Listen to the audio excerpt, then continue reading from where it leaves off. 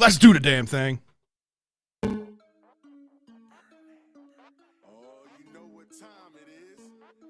time to take it to the Birdland. It's about to go down. Hope y'all ready. Yeah, let's go. Come and roll with me to the Birdland. Friends got to giving you the word, man. Any other BS is absurd, man. Sports talking, they give it to you firsthand. They can talk Terps, they can talk O's. Yeah, they both lit. That's how it goes. Baltimore squad, Ravens and Poe. Better tune in. Here gonna show. Birdland, Birdland, Birdland. BS. Birdland, Birdland, Birdland.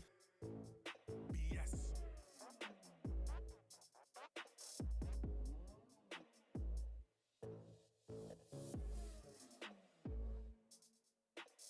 Sorry, no, not yet.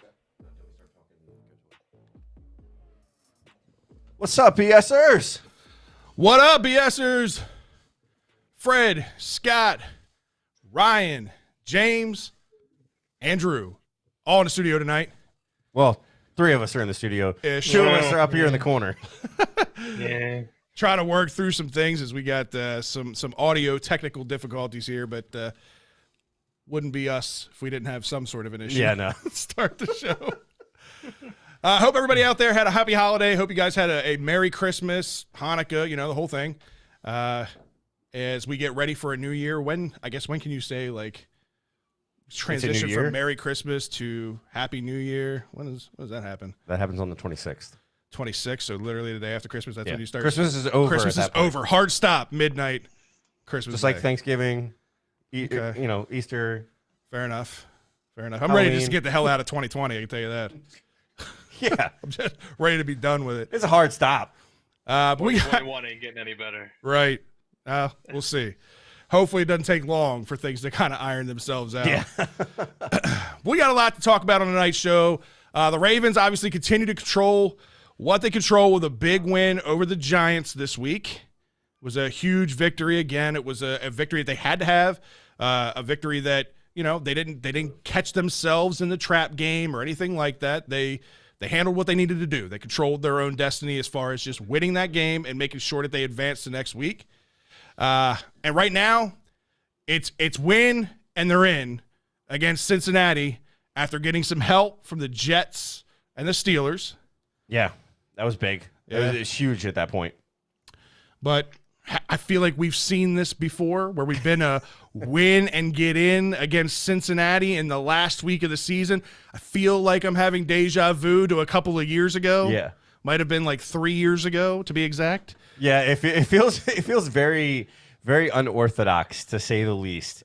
And it's something that it makes me nervous. We're going to get into things later. Yeah. There are some nerves on edge here. Even though, we're winning, we also control our own destiny to a certain extent. Yeah, very true. This week, we don't have any really primetime games outside of one game. So what we did is we picked a slew of games that actually have playoff implications that we're going to discuss in this week's primetime predictions. So we're going to get into that. We're going to talk NFL MVP award, Offensive Player of the Year award candidates in this week's rundown. We're also talking some interesting releases, some big trades, and even a wheelchair. I think the wheelchair story got taken out because we're gonna really dive into the awards more so. Okay, all right, I like it. Before we get into too much, and before actually I do this sponsor read, everybody grab their shot. Everybody grab their drink. Drew, James, grab your drink. Should we put him on camera for this? Yeah, Ryan, go to you. So I'm going to make a toast. As we had some big news happen today. Yeah, I get to retire. As there is a new bread runner in the Shamel family. Congratulations to one of our biggest supporters out there. Kaylee Shamel passed her boards today to officially a nurse practitioner. Yep. Thank you. Congratulations. Yeah, congratulations, Kaylee. Congrats. Yeah, big deal, man. Big deal. Congrats to the Now husband. get out there and make some money. Yeah, I'm going to retire and move into podcasting. So let's do this. There we go. Cheers. All right, man. All right. Now, a word from our sponsor. If you've ever been injured at work or in an auto accident and weren't sure who to call, 855-MD-CRASH, the Maryland Personal Injury Attorneys that'll have your back. If you find yourself in an unfortunate situation, and I know I have, give our team at MD Crash a call right away.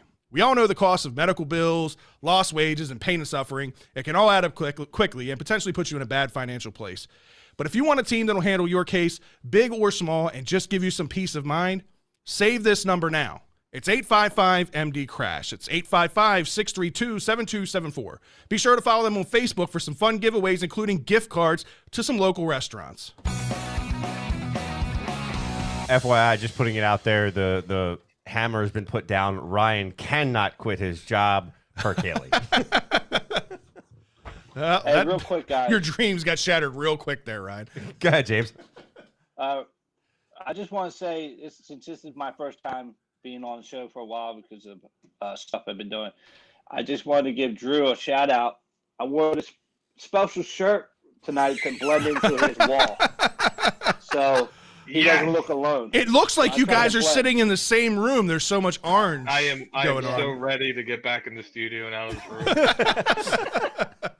Well, it dries my eyes out being in here. For the fans that have been watching, obviously we've gone virtual for a little while with the spikes. Now things are kind of dying back down a little bit. So we're all taking precautions, and then we're gonna next week have everybody start coming back into the studio. This week we figured 3 of us, half full. Make sure everything was working, get settled back in, because it's a groove to get into once you get in here. Yeah, it's the technical difficulties that pop up, things like that. Ryan's seeing them. I know James is seeing them. It's one of those things that we put a lot of time and effort into it. So appreciate you guys coming on and sticking with us through all the virtual stuff. But the normal show will come back. And as you guys saw, Drew and James, Ryan, can you go back to you for a second? Just did. Maybe. There we go. Triple click on the button. There's that technical difficulty you're talking about. If you notice, there is a new casting couch. Yeah, a cuddle bench. A cuddle bench. It's a casting love seat. Make sure when you come back next week, your auditions are ready. Looks crusty. That's all Ryan. All right, you can go back.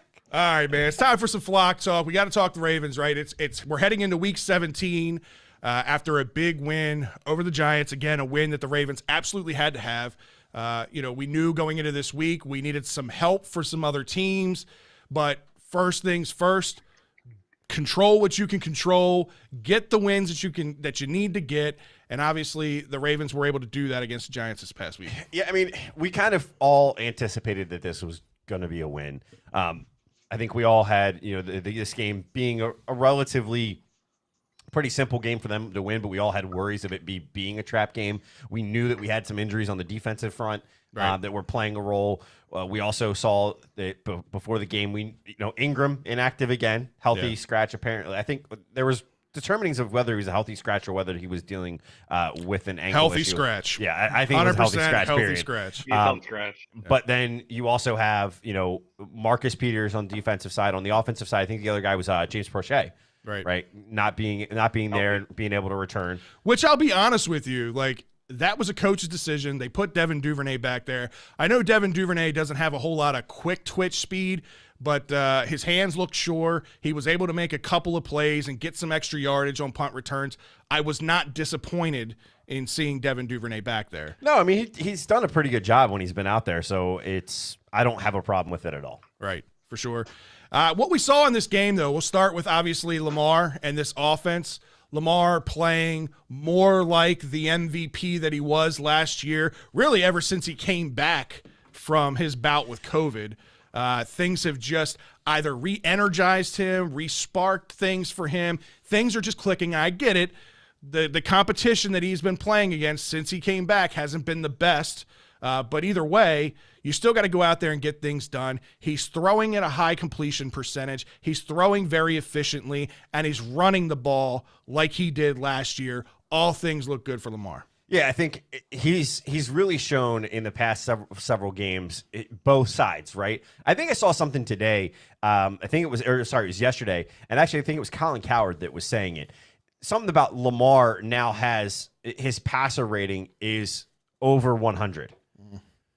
You can't be a bad passer and have a passer rating over 100, right? Right. You're going to have games where, it's not the greatest. He just can't put it all together as consistently as some other throwing quarterbacks, as we would refer to them. Right. But he's able to show that he's able to move on the run. He's able to find the targets. He's really having a fairly decent spread. With the passing game. This game, 183 passing yards. He was 17 for 26. Andrews had 6 receptions for 76 yards. But here was the kicker on this. 11 targets for Andrews with only 6 receptions. Yeah, I mean, that's going to happen. There's going to be plays where the quote-unquote target is Andrews and he's throwing the ball away because of, somebody's covered or whatever. You're going to see a discrepancy in those numbers. I'm not worried about it. I'll be honest with you. I just thought that was a little high for normal. Normally, like, 3 or 4, to have 5 of them. Yeah. I didn't see anything that was abnormal about his throws. His throws were pretty accurate this past week. Andrews made a couple of great catches in this game. Yeah. I know maybe he hasn't put up the yardage that we all kind of expected to see out of Andrews this year, but he's still a very efficient tight end. He's still putting up numbers as far as touchdown catches. He's one of the top scoring tight ends in the league. Yeah. And again, they're starting to click and starting to get hot at the right time. If you're going to be playing your best football, now is the time to be doing that. As you're getting ramped up to go to the playoffs, which now obviously the Ravens just got to win to get in, continue to develop, continue to play hot, a la 2012 when we won the Super Bowl. Yeah, I mean, this is what you want to see. You want to see them firing on all cylinders. One thing that I thought was interesting in this game is we see Gus Edwards doing a little bit more pass catching out of the backfield. Yeah. Right? He comes out, he's got 2 receptions out of the backfield for 37 yards. Yep. Huge. When he's in open space and you get him the ball, it just shows he can really take down a defense. Gus Edwards is an absolute stud. Yeah. This guy is just continuing to develop in an all-purpose back. For the last couple of years that Gus has been here, we just said, he's a great runner, that he's a good north and south guy, that's his kind of purpose and that's his role as a running back on this team. Drew, I don't know what you've been seeing out of Gus, but for me, again, in this game, when you see him catching balls out of the backfield, this just, to me, I guess makes his game more versatile and show that he is more than a one-trick pony, a north and south guy. Yeah, it makes me wonder, do you think that what do you think his price tag would be in the offseason?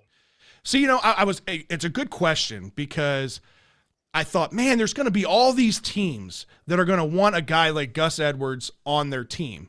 But when you really go and look at the NFL and you start looking at each individual team, good or bad, most teams actually have a pretty decent running back already. There really aren't that many jobs out there to be had to be a number one back that he separates himself as a number one back. I think his importance and his versatility fits this offense, especially having, again, Mark Ingram. We all, as much as we respect Mark Ingram, as much as we love Mark Ingram as a player, we know he's on the back end of his career, more than likely done with the Ravens after this year. You're going to have 2 backs. As high as we are on J.K. Dobbins, you're going to have 2 backs. I think his price tag is probably, if you're asking specifically about price tag, probably somewhere $6 to $8 million annually is where I see. Now, so would you want them to take on a contract of the exact caliber of what you were just saying? Because my feeling being this, look, I'm the big JK supporter, but you've seen how well this team does with 2 running backs. Do you think that they could trust to go, cut Ingram, let Gus walk, and then draft a rookie this year in the draft to complement JK, or just keep the band together and bring Gus back and just keep it going the way it's going? 100%. We all want to just say, let's keep Gus, right? Because that's the easy thing to do. I think it makes a lot of sense, but there are so many question marks, especially with where this cap is going to be next year, right? And what's the salary cap going to look like next year? You can't handcuff yourself with expense at the running back. Now, granted, they're not spending a ton of money on J.K. Dobbins. They hit good with him as a second-round pick. Yeah. So losing Mark Ingram's contract will obviously benefit them to be able to pay Gus Edwards. So, yes, I'd like to keep him in the mix. I'm not one that's completely thrown in the towel on Justice Hill, although he did have a bonehead play in this game that we're going to talk about a little later. I haven't thrown the towel in on Justice Hill. So to your point, I think the Ravens could get by with Dobbins and Hill as their 1-2 punch if they had to, and then maybe draft a third. But I mean, if all things were equal, 100% I want Gus Edwards back. Yeah, I think it makes sense to consider the option, right? And consider what's happening around the league. To your point, there's not a lot of teams that are going to be able to support that type of contract that there are and have a place for him to get the snaps that he would need in order to offset that contract. There's not very many places. I think the Ravens have some consideration that they can go, you need to decide what you're going to do with Ingram. Right. You decide what you're going to do with Judon. If Yannick likes what he's getting here, is maybe he willing to take less in the franchise tag type situation, work out a better deal, and not have to worry about putting the franchise tag on him. Then you can save some money that way, extend it out. There's a lot of big question marks. You still gotta figure out the extensions that you're probably going to do for Mark Andrews and Orlando Brown Jr. I mean, Are you letting Orlando Brown Jr. walk? Because at this point, we've talked about him in the past. He's played really damn good football on the left side of the line. So there's going to be a lot of teams willing to pay him heavy money as a left tackle, where we've already got our left tackle locked up. Is he going to take a hometown discount? Because let's be real, this is his hometown. Would be for him, yeah. This would be a hometown discount for him. I don't know. There's a lot of chips that have to fall into place. I think keeping Gus Edwards, as important as it is, as much as we want him here, I think is a little low on the importance level with other positions. He is. I think you need to know the big question mark for me too is what is JK able to do in the second year? Right? Does he continue to progress and continue to get better and be able to hit the hole? We saw him hit the hole in this game very well. There's a lot of question marks that have to be answered, not just on the salary cap, but on the field. Think about it this way, right? Marcus Peters, we're seeing him have issues right now, staying on the field. Jimmy Smith, has had problems staying on the field with injuries. So now you have to wonder, how are we going to secure up our cornerback depth? Right. We have some, but even still, it's not the greatest. Let's be real. It's not the greatest. Everybody's been starting to get exploited. They can get better, and that's fine. But there's the whole point, I think, of what we're all trying to say is we want Gus. Right. But there's too many question marks right now to say, would we really pay $6 to $8 million a year? I will love to be in a position to say, yeah, if we've got it, give it to him. Right. But he's at the bottom of the list of, if we've got it, give it to him, guys. The other thing you got to take into consideration is what happens to Greg Roman after this year. Because if you're going to continue to move forward with Greg Roman as your offensive coordinator, James, I don't know about you. I don't know what your opinion is on Greg Roman. We haven't talked in a while about this, but I know a lot of people have kind of been wishy-washy on Greg Roman, but if he is your answer at offensive coordinator for the next couple of years, we all know this offense is predicated and built around the run. What's your take on Gus Edwards? I think that he's an important role and an important cog in this run game success. Yeah, but it looks like Lamar's going back to what he did last year. And I don't know if that's from Greg, but if you want him to, move forward and be a somewhat better, passing quarterback, I think we might have to look for someone else. But I don't think he's going anywhere. I know last year he got interviews for coaching jobs and it didn't no one accepted or he didn't take it, but I think his job is still here, but I don't know for how long. Right. Yeah, it'll be interesting to see. I mean, regardless of whether Greg Roman decides to move, take another role or whatever it may be, if the Ravens decide to go in another direction because they want to change the dynamic of this offense, get away from the quote unquote predictability of Greg Roman's offense and how people are starting to catch up to what he's doing. There's a lot of question marks that are going to happen in the offseason. I'm personally of the mindset that if Greg Roman wants to be here and he wants to stay here, he's going to be here because I think Harbaugh has that kind of faith and trust in what Greg Roman's doing. 100%. I mean, honestly, of the guys that I'm worried about losing Wink. Right. Yep. Wink is the guy that I think is going to get a contract offer or a head coaching offer before Greg Roman does. Because Yeah, what but he's. Go ahead. We'll be fine on defensive coordinators. We have no problems replacing coordinators. We've been doing it for years. But the thing is, I wanted to say is, going towards Greg is, I also think he might be here as long as what we do in the playoffs this year. Right. If they don't like what they see in the playoff, he could be on the curb. Yeah, I see what a lot of people are saying out there in the chat room, too. You can't pay running backs a lot of money. And if you've been watching the show for a long time, I've been of that same mindset. I'm the type of guy that I do think that you can build running backs in value through the draft, kind of rinse and repeat and let somebody else pay for them. I just don't think Gus is going to demand a ton of money on the open market. Again, I think he's going to be somewhere in that maybe $6 to $8 million annual contract. Now, if somebody else wants to pay him more than that because they're desperate and they think that Gus Edwards puts them into the playoff or puts them over the hill, then fine. Let somebody else pay him that kind of money. But I do think that, God, it would be really, really nice to be able to keep him around for another couple years paired with J.K. Dobbins. They complement each other very well. I'd agree. I think they do, especially, J.K. in this game. It was 249. We were talking about, rushing attack as a whole. 249 rushing yards in this game. Yeah. Lamar had 13 carries for 80 yards. Gus, 15 carries for 85 yards.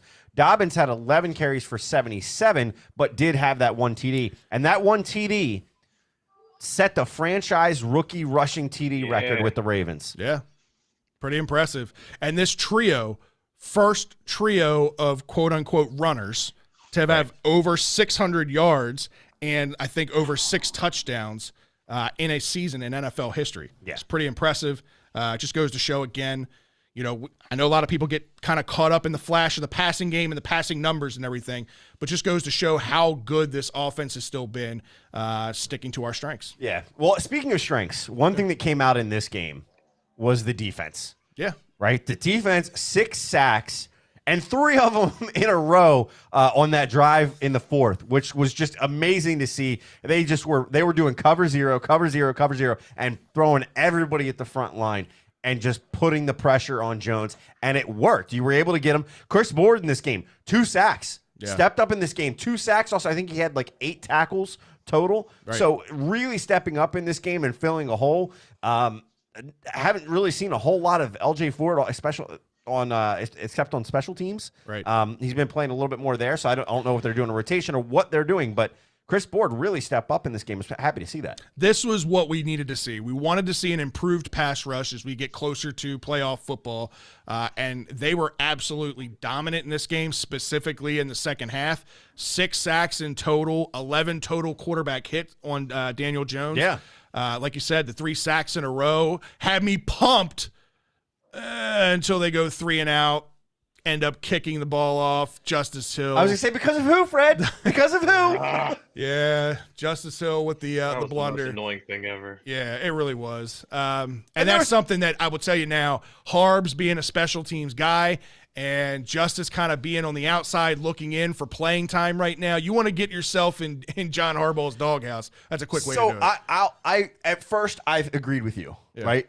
But after seeing John Harbaugh's post-game interview, I actually had a lot of respect because Harbs said, as a coach should, that's on me. Right. We shouldn't have been in a situation that we were looking to block a punt. Right. It's not the time of the game. Just let them punt it. It is what it is. Get the defender back there. Get as much space. Let us get it back on the run back. But I don't think we were in a position to be trying to block a punt in that game at all. No, that's what I'm saying is he's taking the rap saying, I made that call for that formation and that situation, and I'm taking the heat because I shouldn't have had been sending him. He shouldn't have been so aggressive with the play call. I got you. Right. That's very true. So yeah, Harbaugh can take some onus on that. But I think one of the biggest things that kind of worried me about this game, going into this game, I told you, yes, we should win this game handedly against the Giants. Whether they had Colt McCoy out there, whether they had Daniel Jones, didn't matter to me. I felt like the Ravens should win. The thing that I wanted to see come from this game was I wanted to see them come through healthy, right? We can't afford any more injuries. And they were dropping like absolute flies in this game. You want to know my biggest heart attack? Who's that? When Marlon went down. Oh, I think everybody's heart skipped a beat. When Marlon went down and he's grabbing at his leg, he's grabbing in the knee area. I mean, you already didn't have Jimmy Smith and Marcus Peters in this game. You potentially lose your number one corner. He goes out for a series, ends up coming back in. He didn't look right. He still looked like he was favoring that leg and still grabbing at it. Now, granted, he hasn't said anything, and nobody has really said much since the game about his health. So I would imagine if it was a bigger concern, we would know about it. But still, I mean, again, you lose Marlon Humphrey for some time in this game. We saw Deshaun Elliott go down, and we thought, oh, Christ, here we go again with this kid. Like, he just has the absolute worst luck. Seems to get hurt every year. It's been a bone injury, a broken bone of some sort. Well, and so this kind of goes to what I was saying before, beginning of the year, when it comes to guys like this. You know, and you give me a little bit of crap for calling it injury prone, but there is some format or some truth to guys that have a little bit more brittle bone structures, right? And at the NFL level, it's a different speed than it is in college. It's a different speed. Yeah. And some guys just can't handle it. Some guys, it's also technique problems. It's tackling technique problems. I get that. I don't think that's his problem at all. I just think he's had a bad streak. Now, granted, if he was rolling the same ankle every time he was going out there and he was stretching ligaments or something like that, then yeah, his ankle is more prone to roll because he's got stretched ligaments, that kind of thing. If it was a constant knee injury, the same knee injury over and over again, obviously it hadn't healed right the first time. Broken bones, to me, I think it's just, in my opinion, it's just a matter of bad luck. I don't think that's an injury-prone thing. I think that's just wrong place, the wrong time for this guy. It's just my opinion.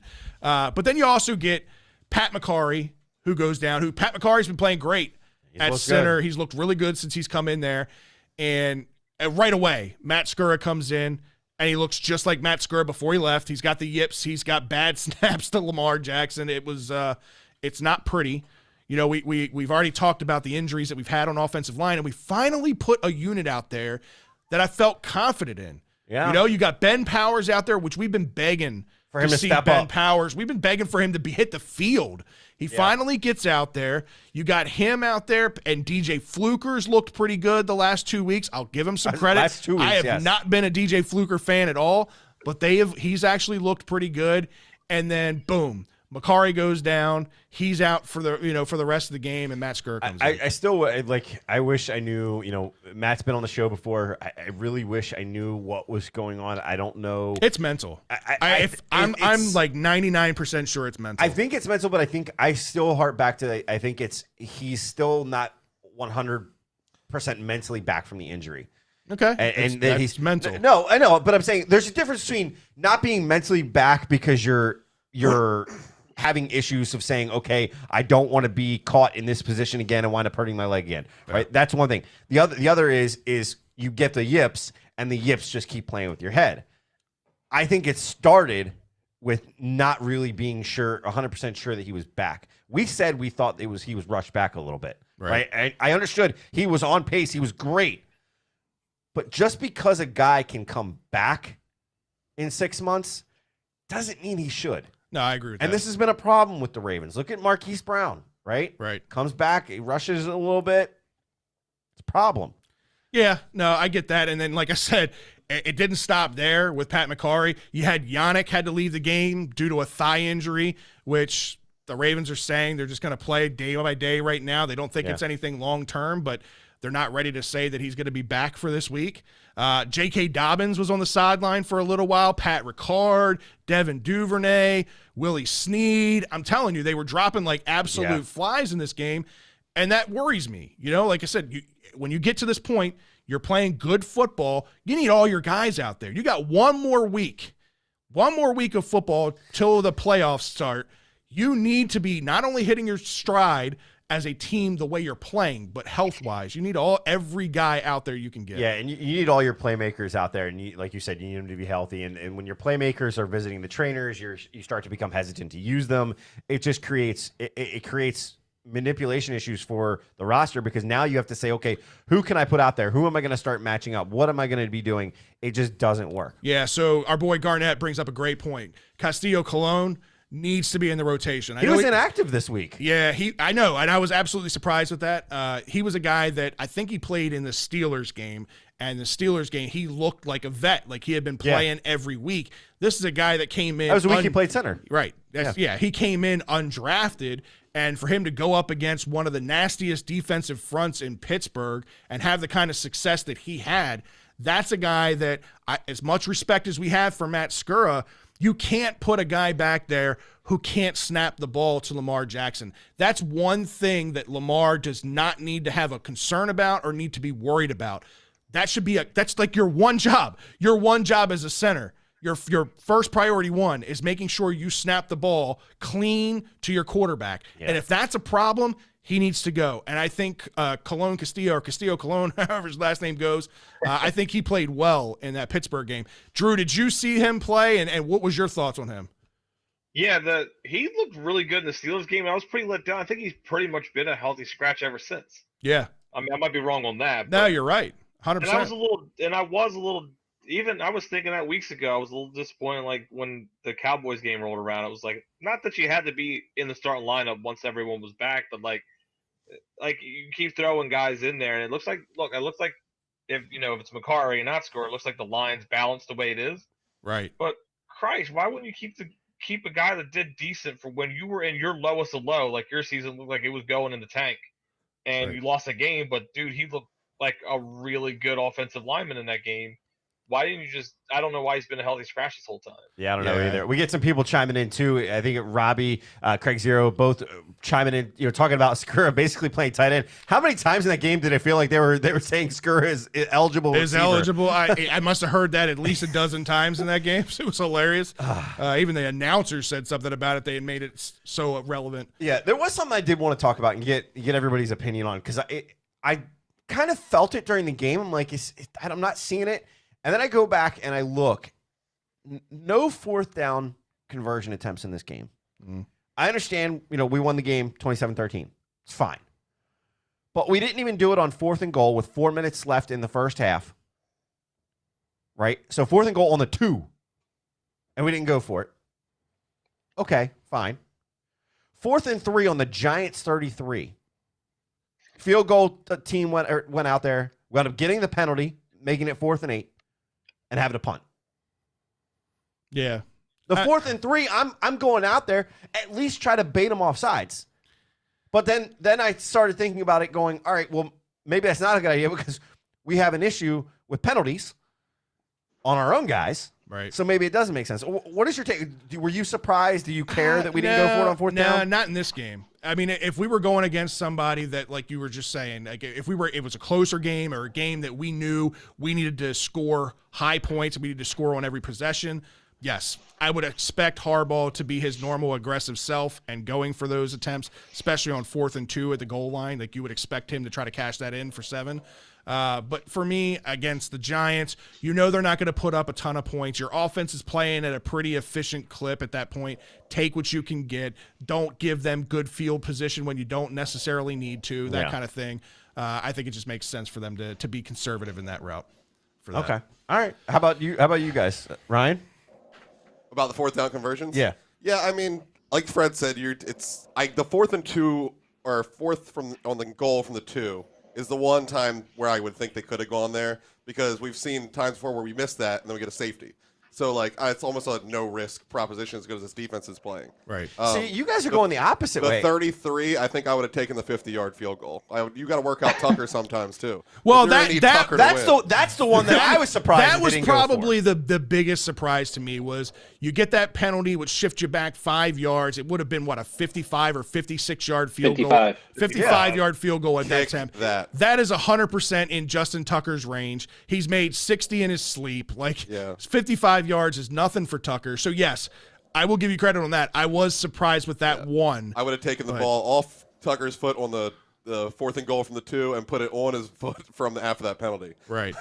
They should have drawn him off sides. That's just textbook. But I'm even saying on the Giants 33, 4th and 3, that's an area where they tend to go for it.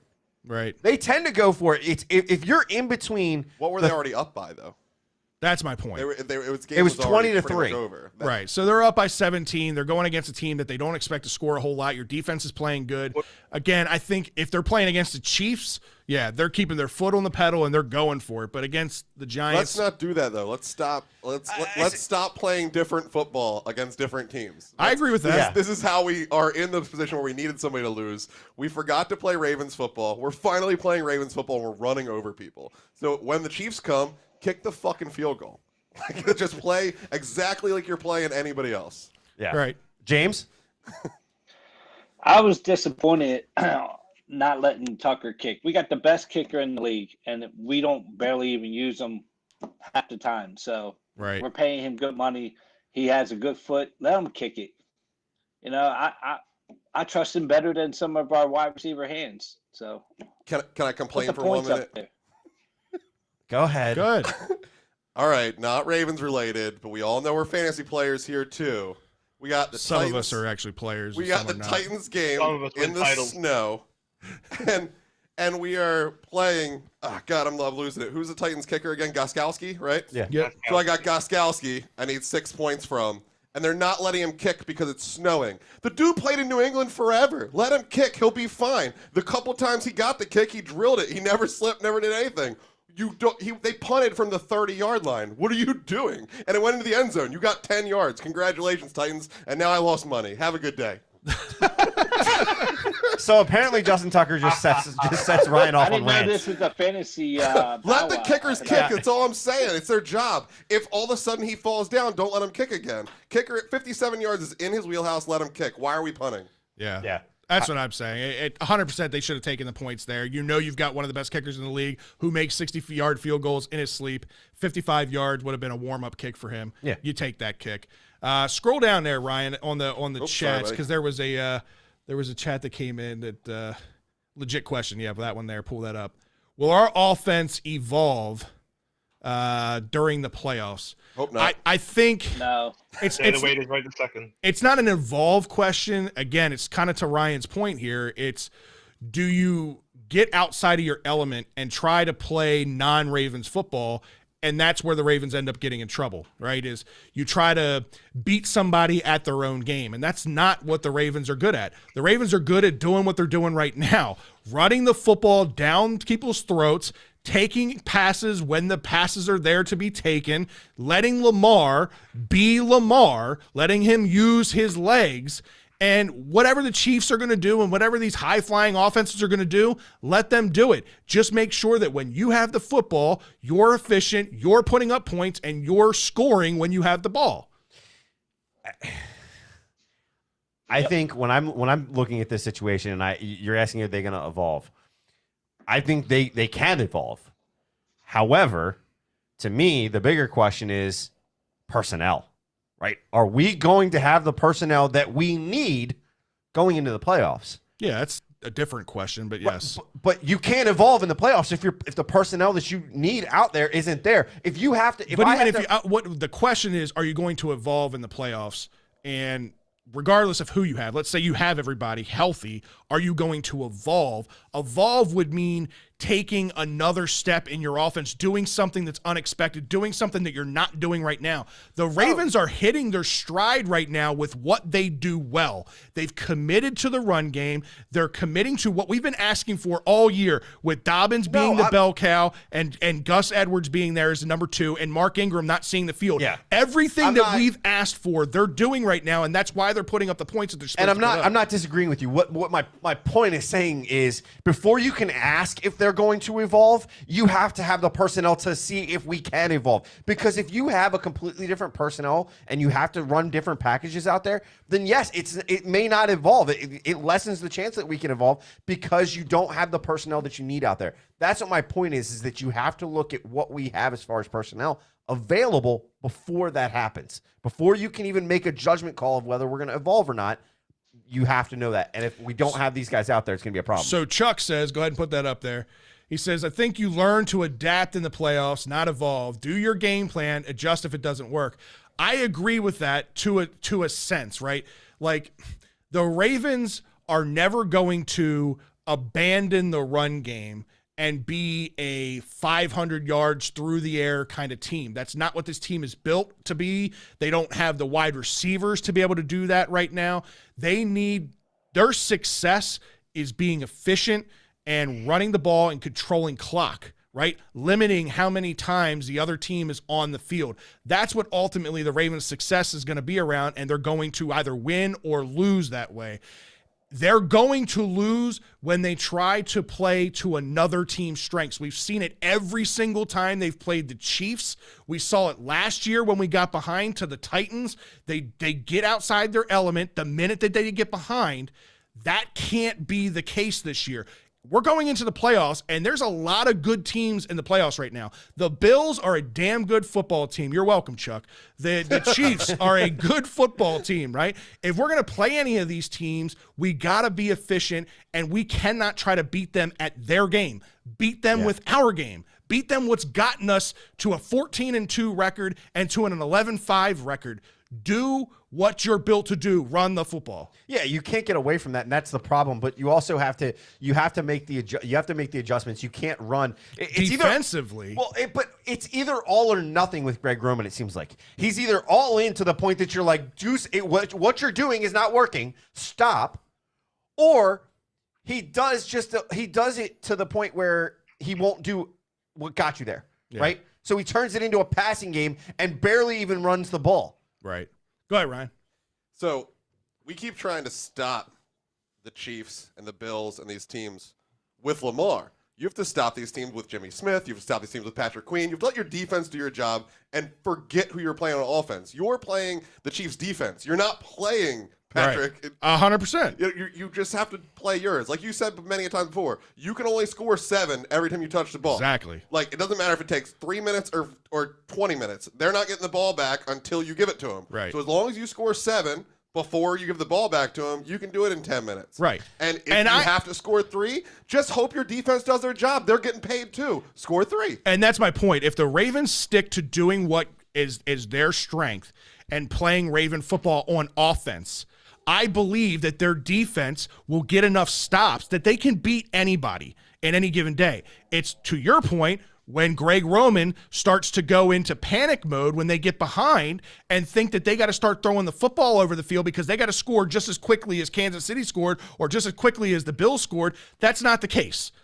Exactly what you just said is exactly what I've been saying now for an entire year. Whether it takes you 30 seconds or it takes you 30 minutes to score a touchdown is a touchdown if the other team doesn't touch the ball. And to kind of piggyback off what you were saying, Ryan, the Chiefs this year, 5 different times have been held to less than 27 points.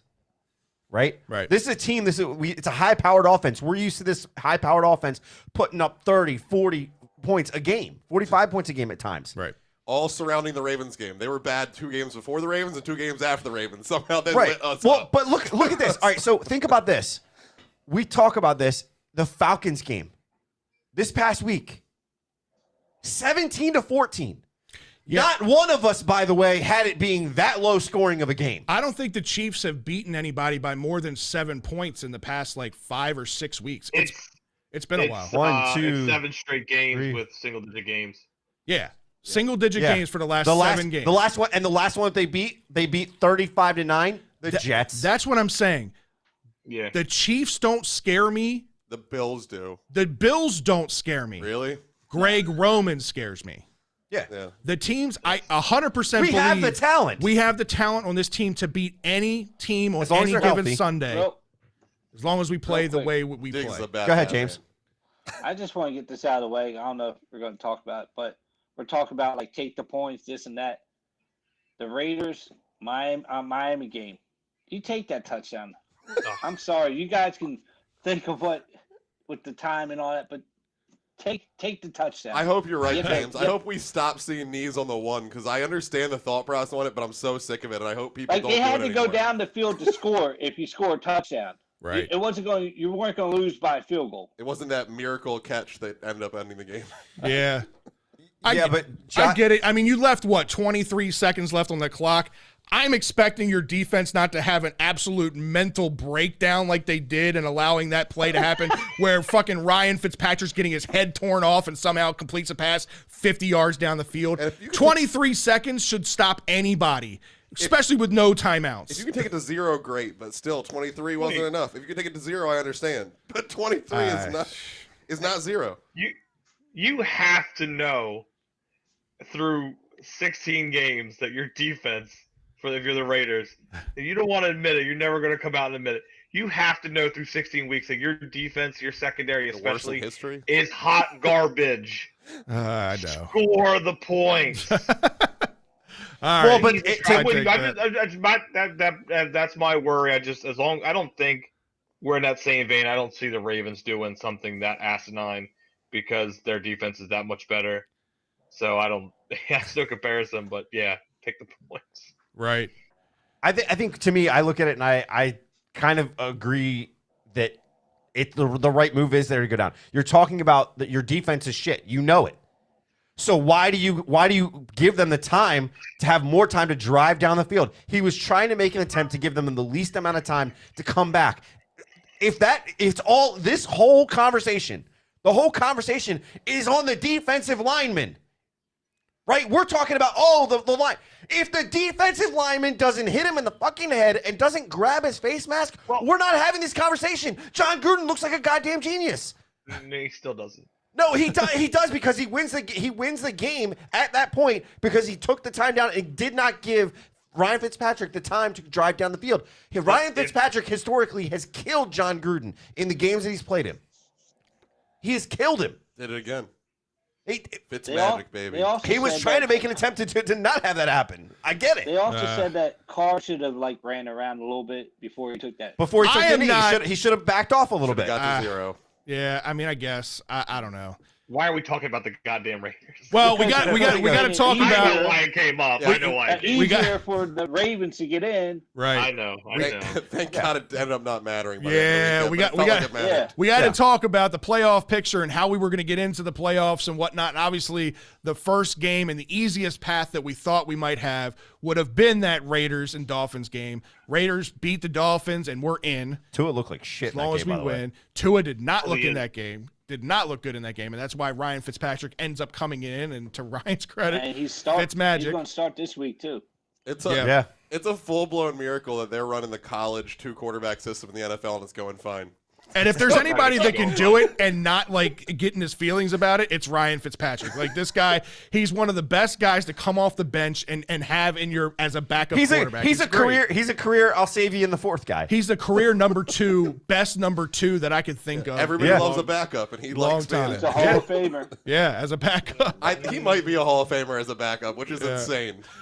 Be a Hall of Famer in the beard game. That's about it. Well, right. He's got the numbers. He does. While we didn't get help from the Raiders, we did get help from the Jets and the wide receiverless Browns. Yeah, I think this was the game that I least thought would have happened or helped us in any kind of way. Up until Saturday. Yeah, well, still, even you give Baker Mayfield a couple of guys out of the grocery store down the street, they're going against the Jets. I really didn't think that the Browns would have much problem. Hand the ball off to Nick Chubb and hand the ball off to Kareem Hunt and just run the ball down their throats and you're going to beat the Jets. But I think Nick Chubb had 6 yards rushing in the first half. They completely shut down the Browns running game. The Jets somehow pull it off. Now 2 weeks in a row, they went from Trevor Lawrence to I don't even know who at number 2 or number 3 overall pick now with 2 wins on the year. Zach Wilson. Yeah, Zach Wilson maybe. I don't know who it's going to end up being, but big help from the AAA Ravens up there in New York. Yeah, that was nice to see. And then this next one hurts to even be making this statement. Fuck that. No. Here we go, Steelers. Here we go. I was happy for it, man. Fuck that. I'll take it. I needed them Steelers to win. We needed the Baltimore Colts to take one on the chin. There's a whole lot of Baltimore connections in all these games. Kind of crazy. But, yeah, the Steelers end up getting it done. Didn't look good early.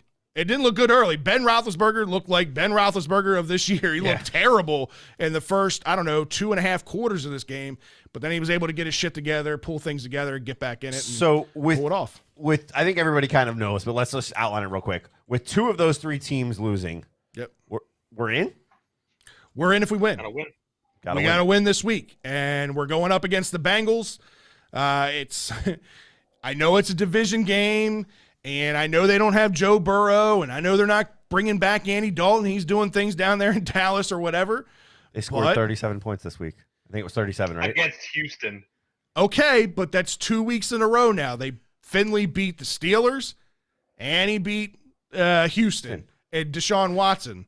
So this was a guy that was number 3 on the quarterback depth chart at the start of the season. He pissed J.J. Watt off. I was gonna say, if we're gonna just bring up that game real quick, like, did you all see the rant from JJ? 100% I did. Yeah. Yeah. Was that not the greatest thing in the history of sports when it comes to rant? It's calling out your own players, but doing it the right way. It was the most honest and most truthful thing I think I've ever seen a professional athlete I felt like say. I saw his inner fan of like. No, I don't even think it's his inner fan. I think it's his appreciation for the fan. But what I'm saying is he's been a fan, right? He was a fan of football. That's why he got into it. But he knows, like, if I'm sitting in those seats, I want to see people that are going to do well. And if I'm not going to be there and go into practice, like, I think it was just great how he said for those that haven't seen it yet, you should go look it up if you haven't. After the show. Yeah, of course, after the show. J.J. Watt goes on a rant in a press conference after the Texans lost to the Bengals, and it's all about work ethic, putting in the time. Weight room in practice. Exactly. Putting in time in the weight room, putting in time in practice. If you can't go out there even when you are 4-11 and you're the shit talk of the league because all of these fans who aren't getting paid, who are paying our salaries, are that invested and still coming out to watch our games. They're still showing their support even if they can't watch the game. They're still showing their support in every which way they can. They're still buying jerseys even when you are 4-11. If you can't go out there when you're getting paid the money that you're getting paid, well, then you don't belong to be here. And it was one of the most honest things I've ever seen a professional athlete say. So if you haven't seen it, go check it out. I got a lot of traction from the media too. So I believe he's one of like 5 or 6 players or people in the NFL that could have pulled off that rant and not got railroaded for it. And later in the week, after Dwayne Haskins gets cut, Booger McFarland showed that because he talked about a lot of similar things and got railroaded for piling on to the player and being racist in his remarks, this, that, and the other. But it was all about similar things, work ethic, this, that, and the other.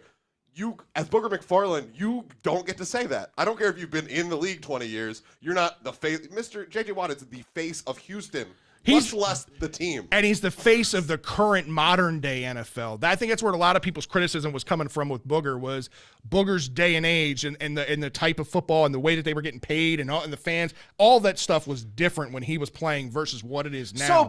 These guys are getting paid ridiculous salaries. So I'm gonna disagree with that because he's a fan of the game, right? That would be the equivalent of saying you and I can't say that because we aren't playing the game. Hey, we definitely can't say what Booger said, so please don't. No, I'm not going that route. But what his whole point was, like you said, was it's the work ethic. You need to put in the work, and he should have said it differently, 100%. But his whole point was very similar to what JJ is saying. If you're not going to put in the time and the effort, like, think about the other side of things. If we were like that in our jobs, right, we'd have been gone a long time ago, right? We'd be fired because we wouldn't do it unless we were state workers. That's a different story. But the whole point is you got to put in the work. And if you're not going to put in the work and put in the effort to try to be your best, even when things are going really bad, right, then you don't deserve and you shouldn't be there. You shouldn't be getting paid to be there. I wouldn't be getting paid my job if I was doing a crap job and it was, here's a problem, I'm writing you up, here's a fine. I would be fired at some point. Right. It's absolutely what should happen. And I think that's what JJ and Booger were both trying to portray, but JJ just did a better job of saying it. And no one likes Booger. And it has more credibility. What'd you say, James? You know what's funny about that game, the Cincinnati-Texas game? The Miami is going to make the playoffs, but they get Texans picked this year, so they'll have a top 3 pick. Right. And they're going to get that the tackle from Oregon. Joe Yeah. Carloza with the fire here, saying he fired all his ex-co-hosts for the and I'm not sure. I saw it pop up real quick. Somebody corrected me. Yes, it wasn't Finley this past week. It was Brandon Allen for the Bengals. I'm sorry. I misspoke They're with that. digging even deeper on their bench and beating people. We don't That's what I'm understand. saying. They're pulling in anybody that they can pull in at this point and winning games. But, yeah. All right. It's time for a social media shout out. And Ryan, I think you've been jotting notes down there left and right from Yeah, everything I think I've I seen. nailed literally everyone that was here. We're going to try this for once. I got one hater to name. LD Gaming was our only hater of the day, so she's out there if you want to hit her up. Steven Sievers, Bleed Purple, Najee Houston, Rick Minich, Nick Short, Kamal Porter, Blake Cruz, Daryl Saltwhite, Joe Skippy, Dominic Henson, Peter Cato, Sherry Reedy, Garnett West, Kaylee, Peter Cato, Chuck Summers. I paid Peter Cato twice. I failed. Robert Brady, I Am Infinite, Travis Whitfield, Carlozo, and Craig Zero. So that was everybody and one person twice. You're welcome. There you go. Hey, real quick. Go ahead, James. This was all the way up the top. Bleed Purple said, "Can you give him a shout out? Today's his 28th birthday." Oh, I missed Oh. it. Bleed James. Purple. I Congrats. think that's Hold our on, buddy. James messed that up. I think that's our buddy Deshaun Chandler. Drew, if I'm not Drew- mistaken. Drew- It might be. We Almost go beer drink. Oh, his Yeah. birthday was on the 20th. There's a He's cheers to you, 47. buddy. Cheers to you, Deshaun. Cheers. I gotta get him out there. All right, man. Sorry for Happy missing that, birthday, buddy. nonetheless. All right. So we're going to start with these quote-unquote primetime predictions that we're going to have. Obviously, there's no primetime games this week outside of, I think, one 8 o'clock Sunday night game. No. Yeah, 8 o'clock. They changed the schedule. They shift something? Yeah, They it's pulled the Redskins and Eagles into primetime like we want to watch that garbage. exactly. The Washington football team is going against the Eagles in 8 o'clock. So that's the one primetime game. So what we did this I week. drop the R word again? You did. So what we did was we pulled a hodgepodge of games together, 5 games that obviously include the Ravens game that have playoff implications. So we're going to talk a little bit about that. So let's talk about the Ravens and the Bengals game. Again, it's the Bengals. They still have A.J. Green, right? A.J. Green is always a menace in Baltimore. Yeah. They still have Tyler Boyd. I don't know if Tyler Boyd's going to be out there. I don't know if A.J. Green's going to be out there. I don't even know who's suiting up for the Bengals at this point. As of right now, Tyler Boyd and Joe Mixon are both expected to be out, along with center B.J. Finney. And on their defensive side, linebackers Logan Wilson and Jordan Evans are both expected to be out for this game dealing with injuries. So, all right. So the big Raven killer from 2017, Tyler Boyd is out. Yeah. So we don't have to worry about him. A.J. Green is still in there. And like I said, it doesn't seem to matter. Mixon can be hit or miss against us. Yeah, he's had some mixed results, but Don't sleep on Higgins. I've liked, Higgins is a very good rookie wide receiver out of Clemson. I think he's done really big things up there in Cincinnati. But again, the quarterback play, we don't know. We don't have a whole lot of tape on this kid other than what he did against Houston last week. I just hope, again, we don't know who's going to be out there for the Ravens. The Ravens have been real close to the vest about how serious some of these injuries are. They're saying it's going to be a game-time decision with a lot of these guys as to who's going to be out there, who's not. Do we not see Jimmy again for another week? Do we not see Marcus Peters again for another week? We've got literally 6th, 7th, 8th cornerbacks out there at this point. Yeah. Anybody we can find who has, experience at the cornerback position, we're throwing out there. Marlon Humphrey, we saw him hobble off the field last year. He's going to be banged up if he even is out there this week. Deshaun. Yeah, so there's a lot of questions in this Ravens secondary. The one position that we thought we had a ton of depth at, the one position that we thought was going to be our strength is now a major concern. So I don't know. We'll see. What's your thoughts on this game? I agree. I think that people have to cannot get. I don't think the Ravens are going to do this, but people cannot let this get into this mentality of, we're going to win the CG.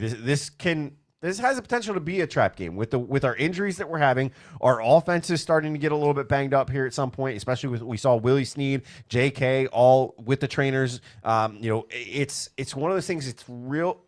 It's touchy. It's touch and go. Yeah. Right. We have to make sure that our defense front is also healthy, because if they're not, we're going to be in trouble. This could be a trap game for fans. I don't necessarily think it's going to be for the Ravens organization, because I think they know what they need to do to win, but it's going to take everybody. is going to take a next man up. Drew, how you feeling about this game going into Cincinnati? It's week 17. We've been here before. What's your thoughts? I get all that. We're going to run the hell all over them. I like it. We're going to put up like 275 yards rushing. I gave it 35-21, and that ain't even a close 35-21. That's we started resting starters in the fourth quarter, and they got a late touchdown, 35-21. I'm not worried at all. I get it. Yes, be worried. It's a divisional game, and the 4-17 from a few years ago. This ain't the same situation. I know it's not the same situation. I know it's not the same team. They don't have the same personnel out there, but they are playing better football right now, right? The Bengals don't have anything to lose. You got a team out there just playing with nothing really on the line other than where their draft status is. Yeah. They're not going to be a top 3 pick in this year's draft. So this win or loss really doesn't mean a whole lot to them. Those are the type of teams, in my opinion, that scare me the most. Yeah, because they're looking really to see what they have, and you can have guys that can come out of nowhere and be able to step up to the game and really show what they can do. I think overall we look at everything and say, if they pull somebody out of their hat, this is where it gets dangerous. Ryan, what's your thoughts on this game? All right, I got this game 34-17. I'm with Drew on this. Again, I think that we probably run out to something like a 34-10 lead or 27-10 lead and then let the foot off the gas. I'm hoping to see Lamar on the bench. We get our rest our quarterback even with playing the last game. Yeah. Make sure we get everybody safe and healthy for the playoffs because we're going to need them. I do find it interesting that mathematically we can miss the playoffs and we can be the 5th or 6th seed, but we can't be the 7th seed. So it's a little weird tiebreaker scenario thing. So we will be playing not the 2nd place team. We'll be playing the 3rd or 4th place team. Yeah. James, what do you got going on in this game, man? I have it pretty, close up, 30-17, Ravens winning. I think, as Drew said, just get the fucking ball to Dobbins, get this game over with. And that's about it. It's going to be a simple game. Just go there, handle our business, get on the plane, come home. But I don't know if Brian's is a typo on his score, but I don't think that's going to be even. Brian's got the game. Had typos a few weeks 35-3 Ravens, which would be great. I would love to see that. No, that's not a typo. That's what he put. That's what he put. Wow, I guess you didn't see the Houston game. Yeah. So I'm surprised he didn't pick the Bengals. That would be on par. For I'm gonna go a little different angle than I think you guys are going. I do think that the Ravens win this game handily. I do think that they're in a position maybe in quarter 4 where we might see Tyler Huntley out there because we've got that kind of a lead. But I think how we get there is going to be a little different. J.K. Dobbins was banged up in this game. We haven't seen Mark Ingram for like 2 or 3 weeks. I think this is the week that he gets activated, gets a little bit of work so that he gets ready for this playoff run in case they need him. Give him the lion's share of the loads. Have J.K. active. Have him there in case you need him, in case it's an actual football game. But give the workload to Mark Ingram. Let Lamar work with his wide receivers a little bit more and save J.K. Give him that extra couple days if you can for that playoff push when you need him. Take 10 points off my score then. I think I was right in line with you with those statements. The only adjustment I would make is, yes, I think Mark plays a bigger role in this game because J.K. is banged up. The only thing I'll say is I think this game is going to be won through the air. I think you're going to see at least 1 or 2 touchdowns by Andrews in this game. I'm going to predict a 3rd straight game with Dez Bryant getting another TD in the red zone. I think you're going to see potentially, depending on how banged up Willie Snead is and whether they activate Prochet or what's going on there, Devin Duvernay gets a shot in this offense and potentially scores. I think you're going to see a little bit more through the air because while Ingram's going to get the load of the carries and you can have Gus, give Gus a little bit of a break too on this, you don't use those guys unless you need them, and because of that, the air attack really comes into play in this game. I just want to point out he has named 5 people scoring touchdowns, and his score has exactly 5 touchdowns. So if he nails that, the odds of that. What do you got as the amazing. final score? I've got the final score being 35-19, and I'm not Called far off. every touchdown. I've got the Ravens winning this 37-20. I do think, like I said, I think Sit down, Justin Tucker. Tyler Huntley late in this game. As we have a decent lead. Yeah. All right, so the other game that I think a lot of us were looking at, if we got to week 17 and we needed somebody to lose, this was a game that we were looking towards, and it's the Miami Dolphins going into Buffalo to take on the red-hot Buffalo Bills. The question mark here, I think that this is an absolute onslaught if the Bills are playing all of their guys and playing all of their guys for 4 quarters. That's the question mark right now, is the Bills, they have some things to play for by winning this game. So I do think they'll have their starters out there to start. I just don't know how long they'll have them out there. I think they'll do enough to win this game. It won't be the blowout that it would be if they were there for all 4 quarters, but I think they'll do enough to win this game. I got the Bills winning this one 27-24. What do you guys got?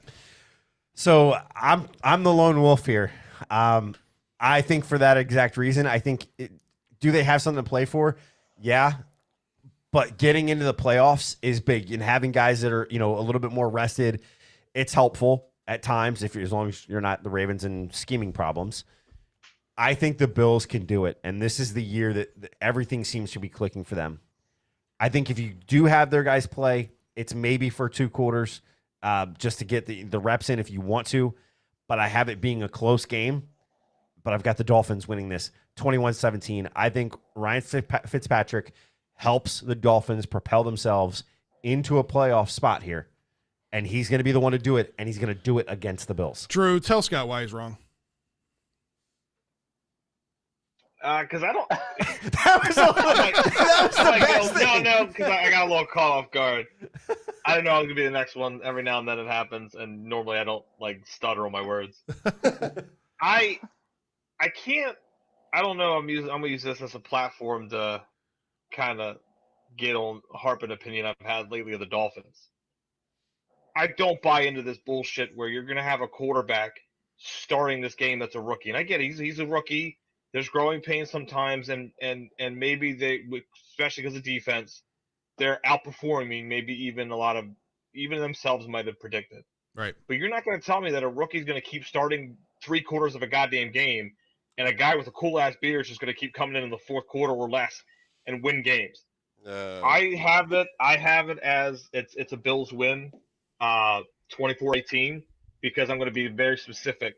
You're going to turn to Ryan Fitzpatrick again because Tua isn't going to be able to move the ball like you think and like he has been doing. You're going to turn the ball over to Fitzpatrick. You're going to be all over social media. You're going to, yeah, Fitzmagic, here it comes. Fitztragic. A pick with less than 10 seconds in the red zone. So I'm getting very specific. All right. So Steven asked the question, James. Fitzmagic strikes again or no? Fuck no. All right. No. I'm tired of it. He's a great. I love Fitzmagic. I think he has done a lot in this league, and I'm a big fan of. He should be in the Hall of Fame one day. He's not gonna be a first-round ballot. Hall of Fame. I thought you were joking earlier. But no. But if you look at his numbers, they're great. I'll take him as my quarterback any day. But I have him winning 24-19. Even if the Bills bench their starters, I think they can still win this game. All right, Brian's not far off from you. He's got 24-13 Bills. Ryan, what do you got? I got a 30-24 Bills. I don't know what James is talking about them benching their starters and winning, because without their quarterback and Stephon Diggs, that's a very mediocre squad over there. But they're making it work. That 3 touchdowns last night? Right. That's unbelievable, the work he's putting in up there. This goes back to our conversation about Gus Edwards. I'll pay him $6 million after the Bears wide receiver gets signed somewhere. Allen Robinson. Right. If Allen Robinson's still in the market, you offer him all that money 8 times over and try to get him brought in and let a rookie do it. But if once he's signed somewhere, you can pay him. I'm going to ask you guys one question that I'm going to go with. None of you looked at what the hell the spread was for this game. I did not. I never look at the spread when I pick who I pick and when I pick my score. And I've done pretty fucking well in this league without doing it. To click, so geez. Yeah, Mr. Sports-Kita. I'm just saying. Everything comes off Sports-Kita, huh? By the way, you match like week to week. At least 2 to 3 of yours matches theirs exactly. It's crazy. Sports-Kita. I don't know who Sports-Kita. If you go look up Sports-Kita. I legit, like he's trying to call me out like I'm fucking cheating or something. I don't even know what Sports-Kita is. Look in this camera, tell me who Sports-Kita is. I have no idea who Sports-Kita is. Is this a guy? I mean, is this like a Swami? Maybe Kita is copying Fred. Maybe that's what it is. Maybe they're a Birdland BS supporter. No, they do technically come out before. hold on, but Fred was like, "Hey, should I start Kittles or Oh, KZ in fantasy? Yeah. I do ask KZ for fantasy. Shout out to our boy Ken Zales. I ask him for fantasy. All right, advice. let me get to it because the fans want to know. The spread is actually Bills -1. Okay. That's, All right. That's having to do with them not knowing if they're playing their starters. I don't. The favor the Bills. I got the Bills winning by 3, so I'm not that far off. No. I think the Bills win. Also, like Chuck said, like 19 people live in that town, so like it doesn't affect the Vegas odds as much as some other squads. And they've got a great Applebee's up there. Yeah, according to Living good in the neighborhood. according to Wes Mafia. McGahee, they got an Applebee's. All right. Marshawn Lynch went there 12 times a week. Another game, obviously, in division and has implications for the playoffs. Steelers at the Browns, going in there to Cleveland. I look at this game. I think it's going to be a close game. The Steelers, they just barely, kind of squeak it out this week, make it happen, and get the win, kind of get a little bit back on track. I think if you have the wide receivers present in Cleveland, this is going to be a close game. And I think that Baker is going to try to upset Ben, but I think Ben's historical performances are going to come into play here. Did I not read something? What did you? He's not playing at all. He's not playing. Who? Ben. Big Ben. I didn't pay attention to that then. Yeah. All right, Yeah. well, I'll still stick with it. Whatever. Rainbow. Steelers 30-28. So here's where I'm going to go with this. I'm out of touch, apparently. I don't give a shit if Ben Roethlisberger's out there. I don't care if they go in the time machine and get Charlie Batch back out there. I don't care who the Steelers suit up. We're talking about the Cleveland Browns.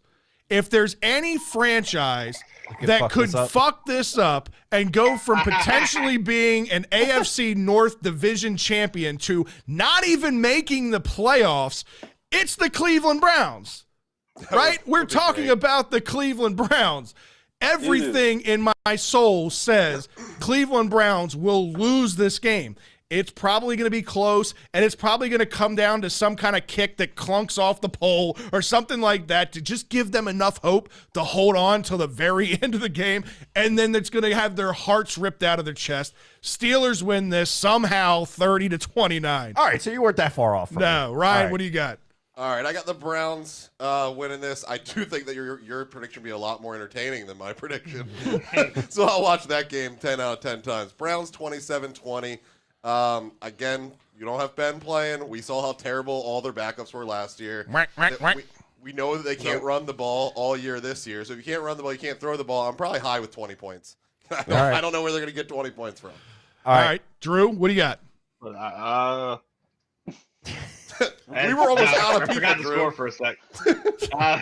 The Browns pulling it off 27-13. When we had gave our predictions in, I gave it to the Steelers because I'm kind of thinking like what Scott was. Fred was thinking, but now you're not even going to give like if you say you're holding out Ben, more than likely by halftime, then no matter what the score is, or if you're already down, then you're pulling other starters too. So yeah, they're probably gonna let the Browns sneak in because Mason Rudolph's probably gonna get sacked like 7 times. Mason Rudolph's going to run for like 100 yards in this game and somehow win this somehow. But when does he get hit in the head with the helmet? I was just gonna say, is that gonna happen again? I mean, he is their Walter Payton Man of the Year. Has he learned from his mistakes? He has. That's why he's got the award. All right. Browns will Brown. What do you got, James? I had the Steelers winning 31-27, and I was going to bring up the Garrett Randolph game 2 matchup. Rudolph. See, they won last year. They can do it again, I think. So Yeah. And so Brian made it a split decision here. Brian's going the Browns too. He's got it 25-21. So for the most part, one-score games. In fairness, my pick, the Steelers to win 30-29, was before I knew Ben Roethlisberger wasn't going to play. But Nope. I still Take it stuck back. with it. I still said, fuck it. I didn't even care. Again, it's the Cleveland Browns. Yeah. They will figure out a way to lose this game. Hey, is this who's the home team? The Browns. It's in Cleveland. How fucking great would it be And they still have fans. if the Browns lose and they showed that same exact guy crying his eyes out from the Ravens game. Oh, it'd be great. Like all of a sudden, the cameraman's found that guy. Like I remember that guy, and zoomed in and caught the same guy. It'd be absolutely hilarious. All right, let's get through these last two real quick. Cardinals at Rams. I'll just say clean sweep for this game. We all have the Cardinals. Point differential's a little bit different. I've got this being 24-20. I think it depends on how many of the players the Cardinals wind up playing. Under they're already at this point they're in, correct? Yeah. No. Right now they're not. No. Neither team's actually set in. Yeah. I thought they were- This is all right. probably the most important game. This one and the next game are probably the two most important for playoff Yeah. seeding. The next one's not important. It's important for the first round of the playoffs, not the second. Important for them. Important for them. So Cardinals across the board. I've got it 24-20. Fred, what do you got? I got 31-27. I think Kyler does enough to get into the playoffs. But please stop all these Kyler Murray and Lamar Jackson comparisons. They're not comparable. What do you got, Drew? It's a very weird game because Goff had the thumb surgery, so you've got a guy in John Wolford that barely anybody knows. And then I think Kyler's playing. Yeah, But I do too. even as of now, it's still it still leaves at least the air of caution and that he might not be playing. And it's a guy that played in the CFL, Right. the XFL. It's a big drop off it without doesn't Kyler out matter. there. It doesn't matter. Right. Yeah, this was a weird game Well, to pick because at the time you don't know. I think Kyler Murray plays, and I think it's 20-12 because the Rams defense is good enough that like you're not going to run away with it. But I don't. Not that they weren't having issues with Goff, but Well, you're Goff is starting hurt too. a backup. It's just not good. Goff is hurt too. Goff is questioned whether he's going to actually play this week or not. He's not. James, what do you got going on this game? I think the Rams score is going to be a little bit lower unless they can like pick off Kyler. But I have it 28-24. Cooper Kupp ain't playing either because he got COVID. Yep. So, Right. and He Henderson's got on not the playing list, either. not yeah.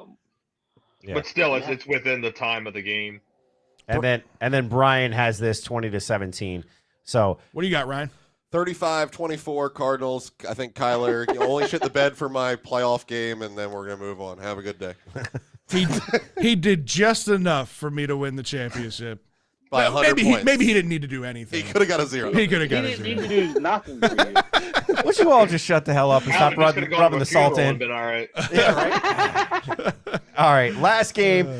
This is the one that you were saying they flexed out to the Sunday night game. Yeah. Because everybody wants to watch a Yeah. garbage fire Of in course. Philly.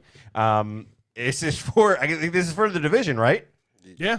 It So- could Essentially. be that Dallas is in the lead right now, right? Right. So if Dallas loses, this is for the division. Right. Which doesn't make sense. Why would you not just play it at the same time as the Dallas game? The whole point of doing this, everybody plays around the same time, was to not have the Because divisions. nobody's playing for a wild card in this division. They're all garbage. Yeah. So it's only one person. Win or that go wins. home. They don't get to rest their players because Dallas lost. Like Right. they still have to win. Go ahead, Anyway. Scott. What do you got going? Anyway, I've got this being Eagles somehow pull it out. Jalen Hurts able to do something here. 17-13 Eagles for me. Ryan, what do you got? I got a 0% chance of either of these teams being out of the wild card round. It is 17-10 Eagles. Drew, what do you got?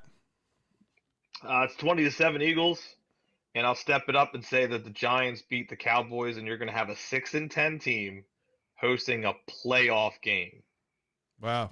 for no goddamn reason.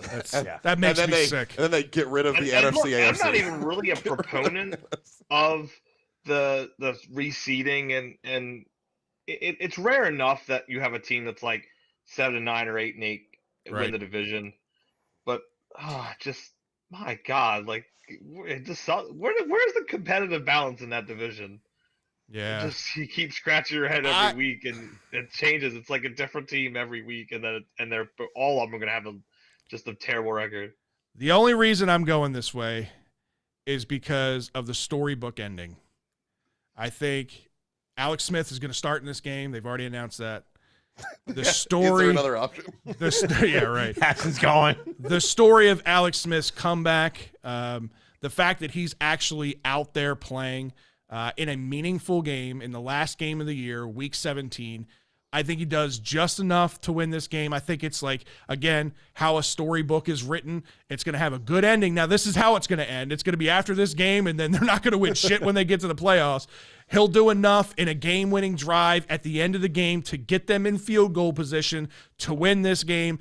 I've got the WFTs winning this game 24-23. James, what do you got? Well, I'm just getting tired of this goddamn Ryan. division because it fucking sucks every year for all that wasted talent and years of that division being so well. I got the what the fucks winning 21-17. And I don't know why they put this trash game on TV because Because of Alex Smith. Everybody wants to see the feel-good story. what? Hopefully it doesn't end get hurt badly. again on TV. I'm just. If you want to do that, Fred, put it on the Hallmark Channel, all right? That's probably where it'll end up. They'll probably make a movie and it'll end up being on the Hallmark Channel. All right, Brian is right there with you guys. He did have the Washington football team winning 17-10. All right, Scott, it's time for this week's Liquor Stop Brew of the Week. And what does Jerry and the boys got us drinking on today? So this is it's called the Point Pilsner from Ministry of Brewing, which is right down in Baltimore. It's actually brewed in an old ministry that's down there, an old church that's down there. That's where it's brewed at. Cool. They took it over. It's on Lombard Street, I think. On Lombard Street, East Lombard Street, yes. So this one is 5.2, and again, it's a German Pilsner. It's a little bit different style Pilsner for me. Yeah, it's almost got a little bit of a sour taste. It's not overpowering sour, because if it was overpowering sour, I wouldn't be able to drink it, and I've already drank one. So I mean, it's not bad. It's a little. I will say it's a little different. It's a little bitter. So if you're not a fan of like bitter beer or sour beer, this probably wouldn't be a beer for you. But if you do like these things, it's worth a try for sure. Yeah, I think it's definitely worth it. Again, another local company supporting local. Make sure you go up to Liquor Stop. Mention Birdland BS get your 10% off. They're right, just man. words. All right, so it's time for the rundown, and sticking with the theme, we just started talking about the Washington football team, right? If you haven't heard, they have officially released former first-round draft pick, former Ohio State Buckeye, Dwayne Haskins. They decommitted from him. They have officially decommitted from Dwayne Haskins. He decommitted from Ryan's As he Love. flipped to the free agency market. Again, 15th pick overall, just over a year ago. It's one of those cases where immaturity surfaced for this kid. I think he's a prime example of I don't want to say he's the same path as Johnny Manziel, because obviously Ryan and I talked about this prior to the show. Johnny Manziel has substance abuse issues. We don't know Dwayne Haskins to have any kind of substance abuse issues, but I think he's similar in the sense that he's just an immature kid. You got to remember he's in his early 20s, right? And this kid has been in the spotlight everywhere he's gone. He's been the best at every level he's ever gone to.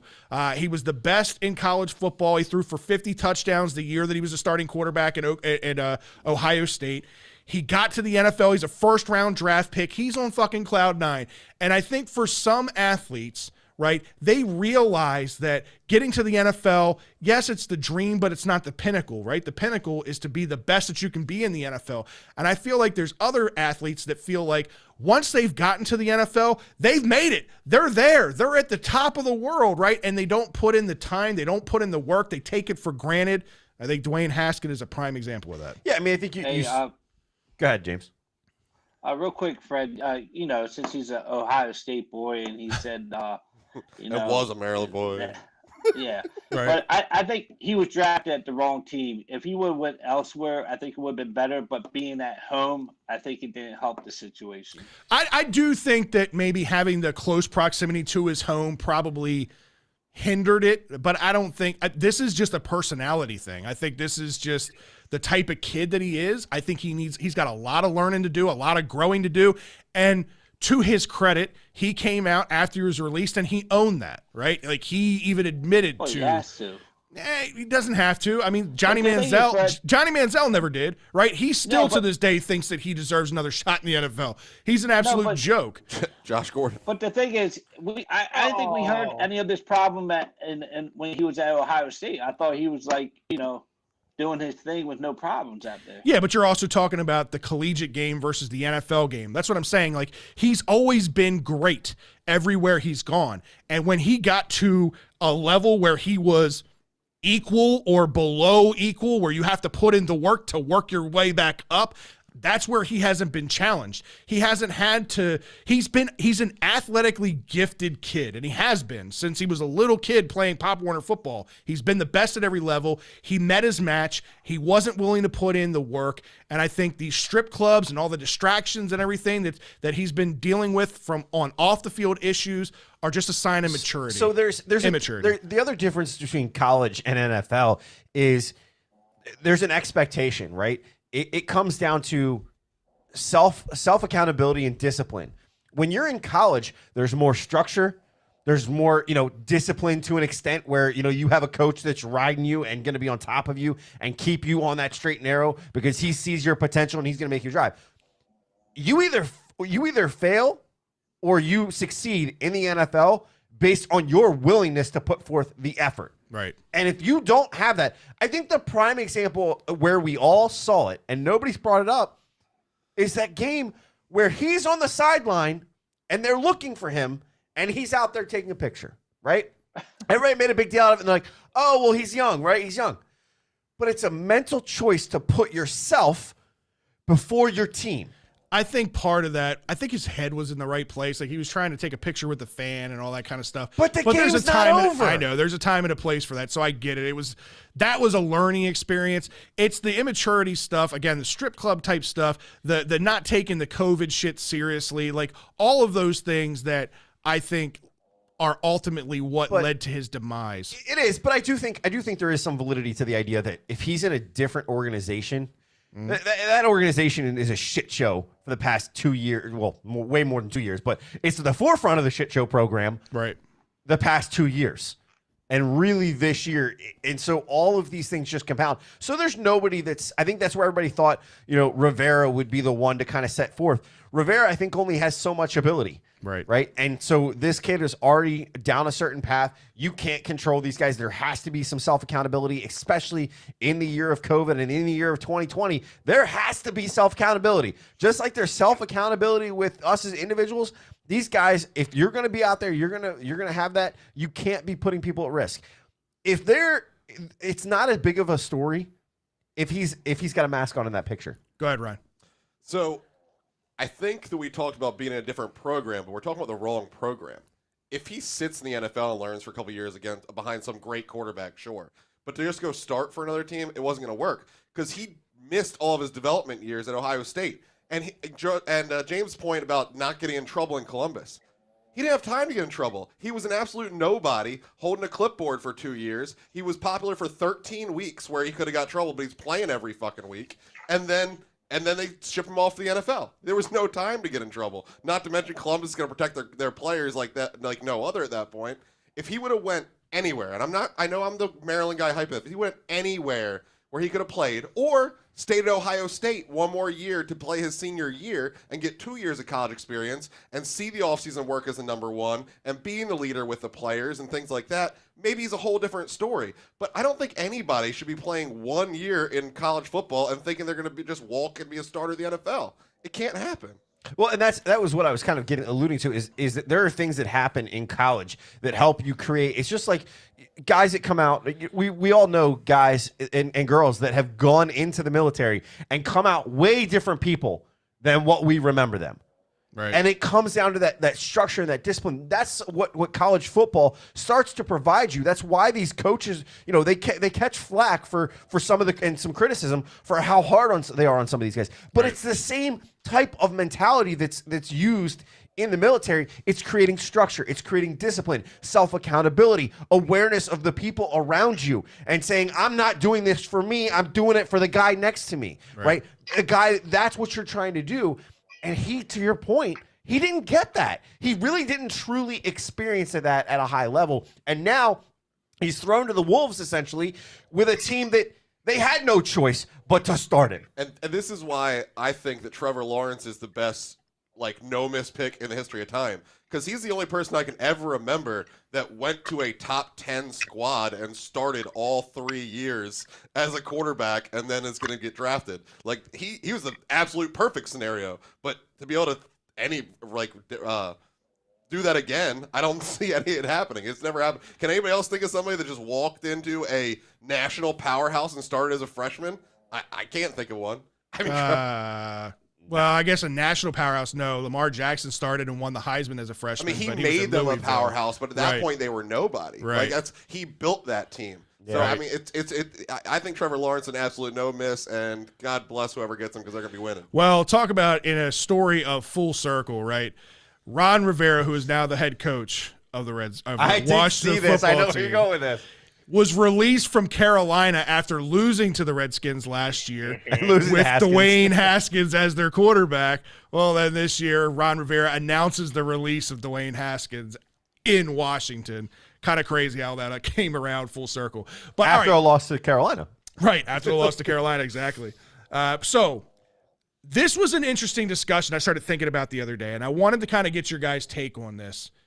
NFL MVP, Offensive Player of the Year folks, award. just so you know, this show just got a little bit longer. Yeah, this is This is gonna going to be a good discussion. This is going to be a good discussion because there's a lot of people that are in play for a potential position here. I wanted to get your take. Obviously, Lamar won the MVP last year. Little do people remember, though, Michael Thomas was actually named the Offensive Player of the Year last year, right? So I want to get your guys' take because we'll start with the quarterback position. There's 4 names that I think are in this. Obviously, 1, 2 might stand out a little bit more than the other, but there's 4 guys that I want to throw in there for consideration. Aaron Rodgers, Patrick Mahomes, Josh Allen, and Tom Brady. And the reason I'm saying the 4 of these guys is just listen to some of these stats, right? Aaron Rodgers has passed for over 4,059 yards this season, 47 total touchdowns, only 5 interceptions. Packers are 12-3, right? So he's got a great case. Yeah. Patrick Mahomes, 4,740 yards, so 7,000 more passing yards, 40 touchdowns, so 7 less total touchdowns, 6 interceptions. Also add on to that the 308 rushing yards that Patrick Mahomes has, which Aaron Rodgers, I think he had like 100, somewhere around 100. Josh Allen, doing big things up in Buffalo. 4,320 passing yards, 43 total touchdowns, 9 interceptions, also 383 rushing yards, 12-3 record up there in Buffalo. Super impressive what he's doing. Yeah. He's broke pretty much every single season stat by a Bills quarterback. I know he broke the passing touchdown mark just the other day. So he's doing big things. The big question mark, 43-year-old Tom Brady. How is he going to do without Bill Belichick going down into a new offensive system? And I think he's done a super impressive job. 66% completion percentage, 4,234 passing yards, 39 touchdowns, 11 interceptions. So he's got the high number there as far as in comparison to some of these other guys. Most of those came a little bit more like early to mid-season. Right. 10-5 total overall record, leading this team to the playoffs, while Bill Belichick is twiddling his thumbs up there in New England. I think there's 4 good names there. I think, to me, there's 2 guys that stand way above the rest. And to me, it's Aaron Rodgers and Josh Allen, honestly. What the Bills have been able to do all together has been great, but I don't know that offense can be what it is without Josh Allen. I know they've got the weapons. I know they got Stephon Diggs up there, and it's done great for them. But I don't know that it's fully worthy. So if I'm going to go out of just this grouping, if that's all I'm given, I think there's a no-brainer. And to me, what Aaron Rodgers has been able to do with Matt LaFleur and that offense, they've been unstoppable. Yeah. And I think he's well deserved of it. He's deserved to be in the conversation for several years. And I think that this year is the year that he really He's at the top of the top when it comes to quarterbacks. I agree with that, and I agree with your two picks there. Patrick Mahomes, as great as the numbers are, 47,000 passing yards, the stat that isn't on the board that you don't realize is that he set a record for the most dropped interceptions this year. He's had 16 dropped interceptions this year. So that would have been if they would have had – he had 6 interceptions. So if they would have had those 16, that's 22 interceptions. Even if half of those are interceptions. He's leading this list. Yeah, he's leading this list in interceptions. Yeah. So those numbers can be a little skewed. Again, I do think he's super valuable, but Kansas City hasn't been playing great football for the last 6 or 7 weeks. We talked about that. They've been under single digits with their wins. Granted, it's hard to say a team's not playing great when they've only lost one game this entire season. But at the end of the day, I still think Josh Allen and Aaron Rodgers off of that list are my top 2 at quarterback. What do you think, Drew? Yeah, Rodgers, and I'm a big. It's funny because I'm a big champion for both him and Mahomes. Yeah, but when to me, and I really like Josh Allen too. Super impressive, man. I was there was a debate with my cousin earlier in the year about Josh Allen because up until this year, before the season started, Tom Brady was still like the winningest quarterback in that division, like in Buffalo, or in his tenure. Right. And I said, it was like I was like, Josh Allen is going to pass that next year, and I think it's going to happen again because he's improved.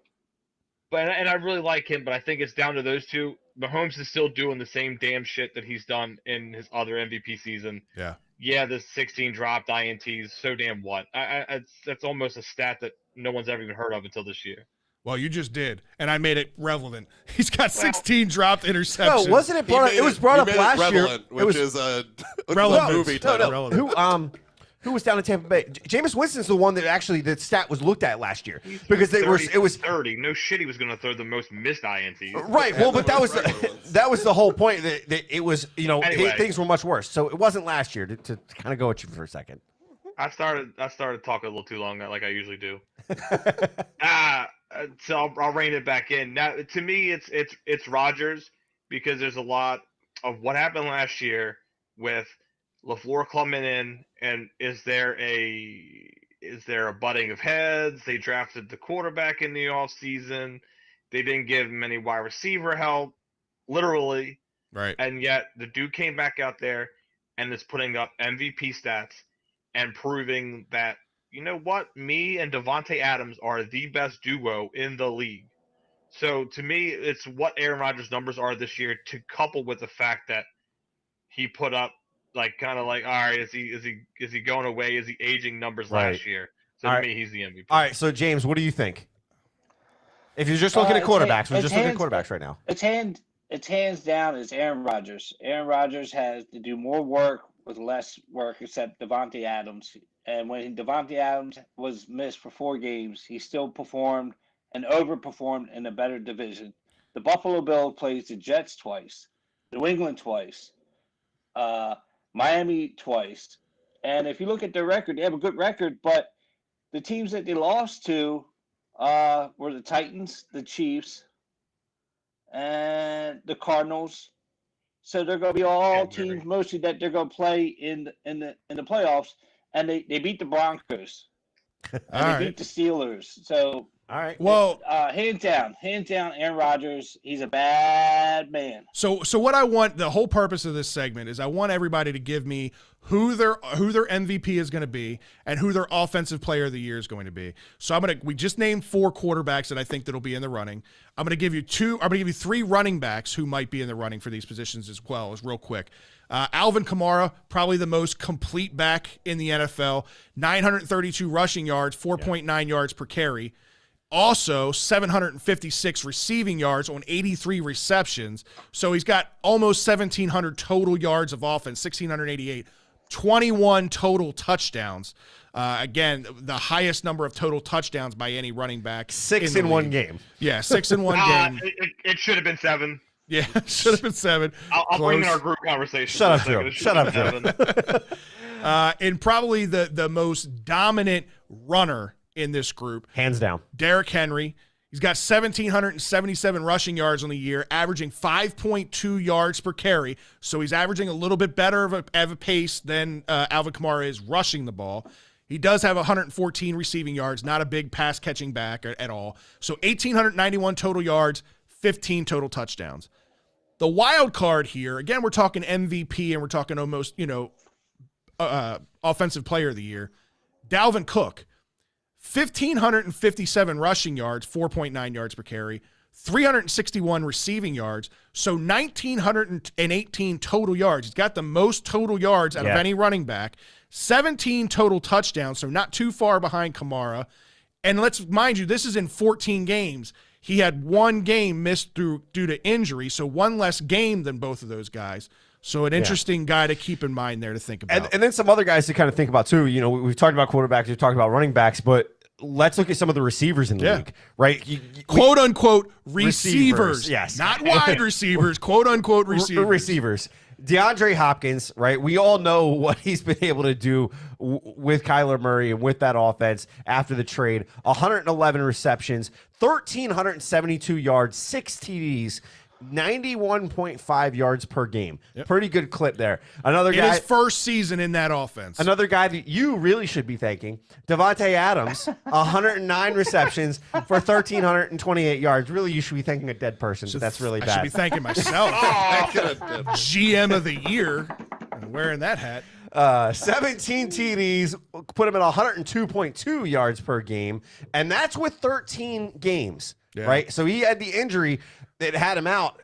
13 games. Those are impressive numbers. That's 2 games, man. That's super impressive. Then that he's obviously the yin and yang for Aaron Rodgers. Well, you have the yang for Josh Allen as well. Stephon Diggs, 120 receptions, 1,459 receiving yards, 8 TDs, 97.3 yards per game.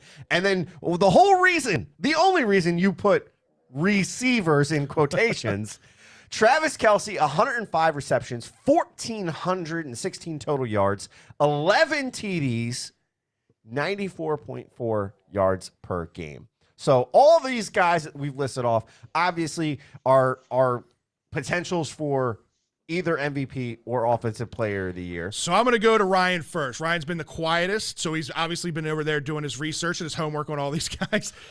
First of all, arguably Darren Waller belongs on this list above Kelce because he's the number one option on his team, and Kelce is not. Okay, I think if you're going to pick a tight end for most valuable player to their team, yes. But I'm talking about Offensive Player of the Year and most valuable player overall. All right, I'll give you that one. So I want to bounce back to the MVP talk, and we'll talk Offensive Player of the Year. Okay. So MVP talk, I think it's going to be Aaron Rodgers.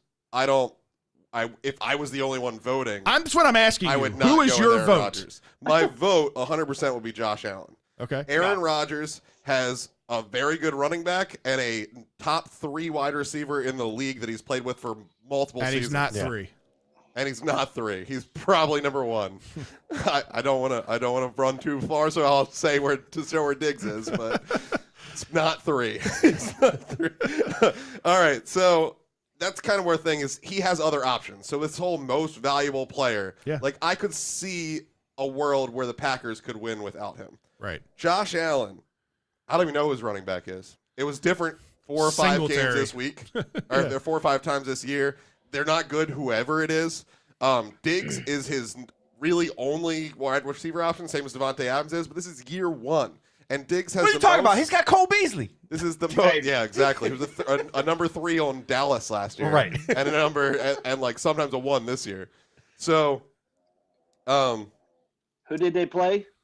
Your argument with who do they play was pretty good, but go back to Diggs. Diggs has the most receptions, most yardage of any wide receiver to ever transfer to a new in their first year with a squad. Yeah, quarterback. And he's leading the league in those numbers, not just the most of all time. He's leading the league currently. What about Randy Moss? No, it is not in his first year. His first year. First year. Yeah, his first year was a new quarterback. So Tom Brady had 1 year with Randy before that.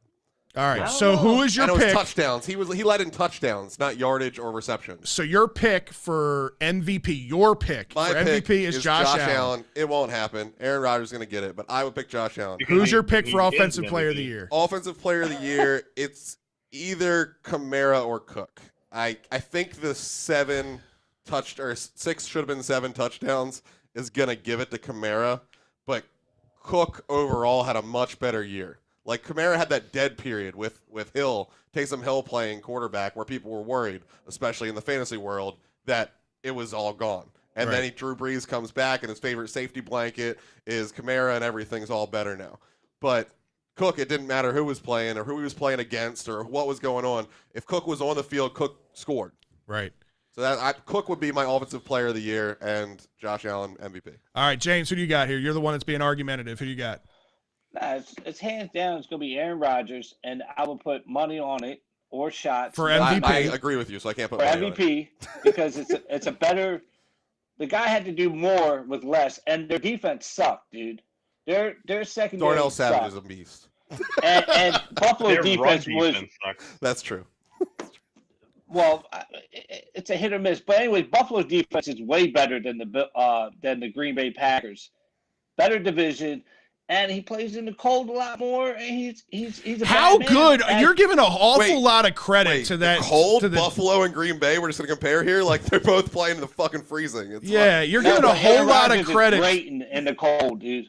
I mean, they've got the Lions, the Bears, and the Vikings. That's All that's a bad mediocre division, too. football. Like none of the that is Bears great. could make the playoffs. Could, but it's the Bears. Yeah. Like With, again, nobody knows who their quarterback This is. isn't They the- only this have isn't one the wide Bear- receiver. This isn't the Bears of the early 2000s. the Bears are excited because Mitch Trubisky is throwing the football now. Like, Bears don't scare me.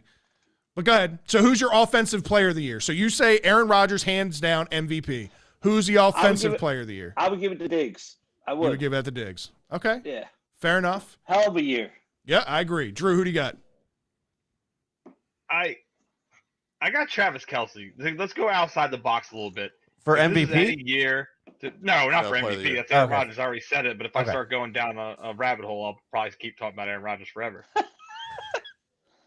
I think it'd be an interesting year to have a tight end win Offensive Player of the Year. I have a feeling that like with Kansas City maybe only playing starters half the game, and Green Bay still playing for the 1 seed, that maybe Adams passes Kelce for the passing, receiver tight end yards. But let's say he does.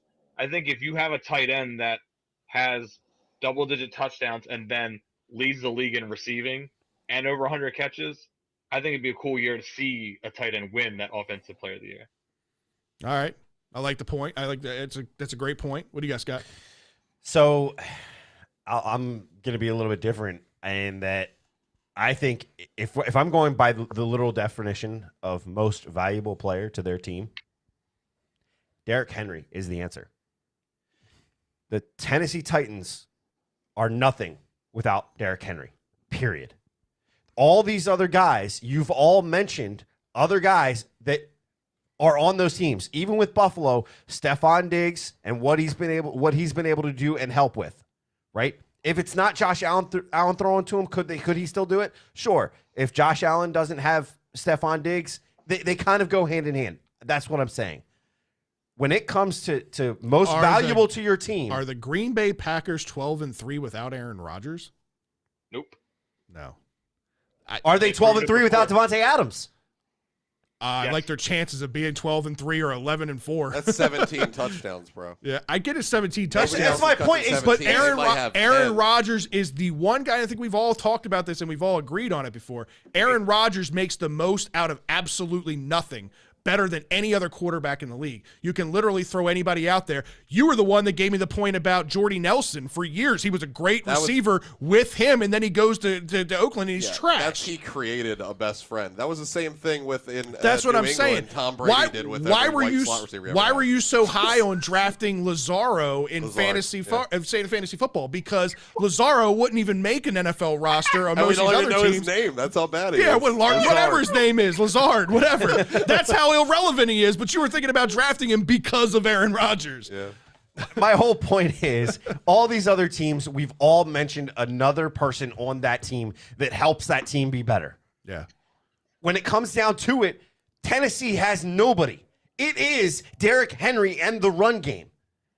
I'm not arguing. That's why I'm saying most valuable player. I'm not arguing your point. Offensive player of the year, I would give to Aaron Rodgers because I think Aaron Rodgers has deserved it. He's gone and done a lot of different things with that offense, been able to help this. Nobody thought this was going to work with Matt LaFleur. They were butting heads at the end of last year to the point that there were questions of would Aaron Rodgers want to be traded? Would he go anywhere? Would they do anything? Because they were butting heads that much. They work it out, and he is able to put on the board and put them in that position to be 12-3. But I can't make the argument for MVP personally because I take the words MVP literally. If there is someone else to help complement you, you can't call yourself the most valuable player because you need that person to complement you. Derrick Henry has nobody. That's why I make my Ryan argument that way. Tannehill. Really? Are you really making the statement Last that 2 years he's been a bad Ryan man. Tannehill has been a hell of a lot better than he was in Miami. Yeah. Sorry, I thought you put him on this little list of quarterbacks. No, you want to leave him out. I think, I think compliment-wise, I think Derrick Henry and Ryan Tannehill complement each other.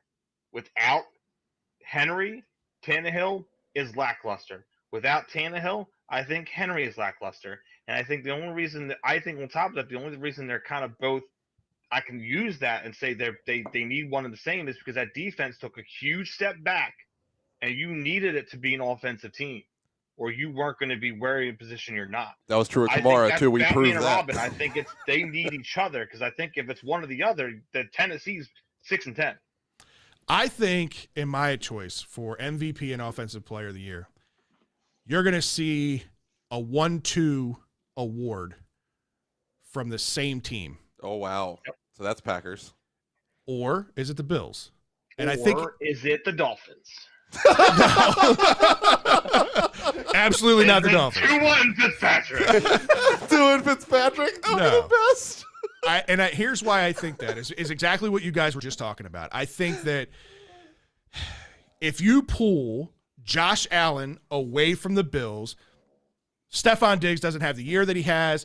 They don't have anything else there to rely on. I think Josh Allen has made the biggest jump from one year to the next, and he has proven all his doubters wrong. And he single-handedly is why the Bills are in the position that they're in. So I agree with your point. I just think Josh Allen fits that bill as well. To your point about what you were saying about Derrick Henry. Pull Derrick Henry out of the Titans. Titans aren't where they are. I don't think the Bills are where they are without Josh Allen. Hang on a second. And I'm going to say the same thing about the Packers. So I think Aaron Rodgers, Devontae Adams, still a great wide receiver, doesn't have the year that he's having, and the Packers aren't 12-5 or whatever they are. Sorry, they're 12-3. I'm sorry. They're not where they are without Aaron Rodgers. They're not even close to where they are without Aaron Rodgers. They're not a great football team overall. They don't have a great defense. They don't have a great running back. I think the running back is good because of Aaron Rodgers, and they have to respect the passing game, right?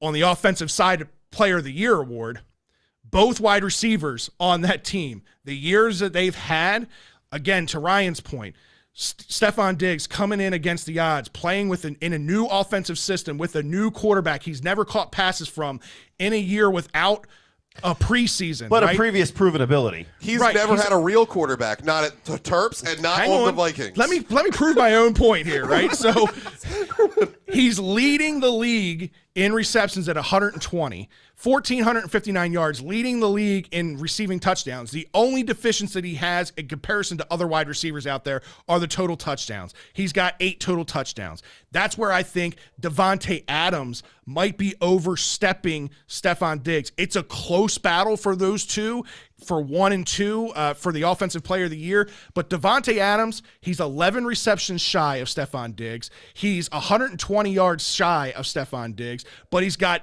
more than double his touchdowns. He's got 17 total touchdowns. Mind you, he's done all that in 2 less games than Stephon Diggs. You add 2 more games when he's had 102 yards per total game. He's leading the league in receiving yards. He's leading the league in receptions, right? Right. So I think I wouldn't be disappointed if Josh Allen won the MVP and Stephon Diggs won the Offensive Player of the Year, but I think it's going to be a clean sweep from the Packers. I think it's Aaron Rodgers and Davante Adams. To that point, I mean, you just kind of got me thinking, could this be the year that you see the Offensive Player of the Year and the MVP both come from the same category? Could you see this being a year that the Offensive Player of the Year is Allen if Rodgers is the MVP and vice versa? Maybe. I mean, it doesn't typically happen that way. It doesn't. I agree with you. But my point is we're talking about guys that there's arguments. They're evaluated differently. Those two awards are evaluated differently, and that's why they're different award winners for those. That's why one became a quarterback award. Real quick, guys. I gotta give you an update. When Randy Moss did go to New England, he had his best year, 2007. I just looked it up. So it must be that he led in touchdowns, but not receiving. Wait, what was yards or Randy receptions. Moss's stats that first year? His first year was reception 98. Yeah, Stephon Diggs has 120. 1,400 yards and 23 touchdowns. 1,400 even? No, 1,493. Okay, so Stephon Diggs has 120 receptions with one game to go, 1,459 receiving yards. So that's what the stat was, that he has the most receptions and will have the most receiving yards for a player in his first year. Not touchdowns. We weren't talking about touchdowns. He Go ahead, had Drew. the most touchdowns this year. No, I was just gonna say, I'm not, because it pains me because I hated watching. As much as I'm a big proponent of Randy Moss, I hated that year because they just did everything he did. But like, it's almost like we take that little new stat of, well, not a stat, but a new category of saying let's just say Diggs is the best wide receiver in his first year with a new team. But it's almost like you're saying, all right, well, he did this and this good, but then Moss did this good. Like, it's still really great either way that both the Yeah, but Moss played with a more 1A, 1B. Yeah, but Moss is better because he played in a time where you can put your hands on the wide receivers. It wasn't like the receivers. He also had the about greatest the time quarterback when of all time throwing in the ball, not Josh Allen. Yeah, right. That's very true. But listen, I think all of us went through on these picks, and there was a common theme. None of us picked Pat Mahomes, It's not and happening. none of us picked Travis Kelce. No. Right? I did. Whoa. Well, I did. for Offensive player of rookie the of year. the Oh, yeah, that's right. You did pick Yeah, Offensive Player of the Year. Just give him the rookie year too. You know what? Actually, you're right. Nobody picked Hopkins, though. When you did say Offensive Player of the Year for Travis Kelce, it got me thinking because there's so much that goes into that, right? Like, he's a tight end, so he's already fighting an uphill battle because he's a tight end. Tight ends never win these kinds of awards, right? And to put up the numbers that he's put up, 105 receptions, 416 receiving yards, and 11 touchdowns at the tight end position is super impressive in itself. But then he's in an offensive system with weapons all over the field, and yet he's still able to put up those kind of numbers, right? Pat Mahomes is thrown for 4,700 yards. 1,400 of them have gone to Travis Kelce. Like, that's super impressive. Everything that we're talking about, Davante Adams and Stephon Diggs, they're it. That's it in their positions on their teams, right? Pat Mahomes has got weapons all over the field, and Travis Kelce's been able to put up those numbers. So I agree with that, and I think that I think he has a better stance for Offensive Player of the Year than a lot of people are going to give him credit for. I just think when you look at the total package of what Davante Adams has been able to do, again, missing 2 games, it's unreal. He's still going to lead pretty much in every category, and he's got double what the best wide receiver, as far as what we're talking about here, Stephon Diggs, has in total touchdowns. Yeah. That's why I think Davante Adams is going to win the award. I think it's definitely something to be said, and it's impressive. So moving on to the rundown, we got 2 topics we're going to hit on real quick before we jump into the 2-minute warning. Big news in MLB in the past 2 days. Really, San Diego is making a splash right now. They seem to be wanting to say, we're going to be all in. Pushing their chips all in. They want to challenge LA and take them on. So the big deal, they make a trade with the Tampa Bay Rays and for Blake Snell in exchange for 2 of the top pitching prospects and 2 of the top catching prospects, right? And it got me thinking, like, what is with Tampa and trading away pitchers when they seem to be like getting ready to hit their prime or hitting their prime. This is I what mean, Tampa Bay, they won't pay him, and this is what they do every year. They trade these big names for huge prospects and continue to be competitive every year. Think about some of these names. James Shields, David Price, more recently, Chris Archer, who did kind of fall off there. And they got a lot for Archer that's playing for the team now. That's Exactly. They did. that runs that team. But now Blake Snell. But, I mean, those guys are not guys that you balk at when they were pitchers in their primes in Tampa, right? And they several of them have been able to go on and continue to have good careers.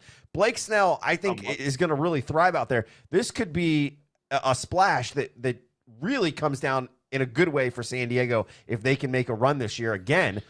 And then to put the sugar on top, what did they do? They're going and trying to make a 7-player deal, which would get them Yu Darvish. Yeah. Give him 2 of the top, I would say, 10 pitchers He's not that great in the anymore. league. He's a top 10 pitcher, basically not top 5, no. But I think he's a top 10 pitcher. You add 2 legitimate number 1, number 2 These guys pitchers. These guys are number ones at worst, number 2 in any other player in the league, and they're going into a rotation that last year got to the playoff with Wade Miley. Right. And they're an offensive juggernaut, and they're only going to get better. Fernando Tatis is just scratching the surface of what he's going to be able to do. We all know what Manny can do. We all know what Manny can do. They're just a super loaded team, and I think this is what we've seen in the past with San Diego. Every time San Diego thinks that they have a chance, they push the chips all in. They give up all the prospects that they can to make a run, and then what they'll do is if they're in it, they're in it.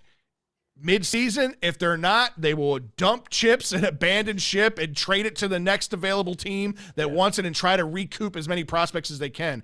But I think that's what they're doing right now is they know that their window for winning in a small market like San Diego is small. So they're trying to capitalize while these guys are young before they got to pay Fernando Tatis $55 million a year or whatever the hell that they're going to end up paying him. And then, not be able to afford these guys. I think it's a smart move for San Diego. Win now while you have the opportunity, but they got an uphill battle going against the Dodgers. Yeah, I think that's going to be the hardest part, and that's what what it comes down to them trying to compete with. Last story here.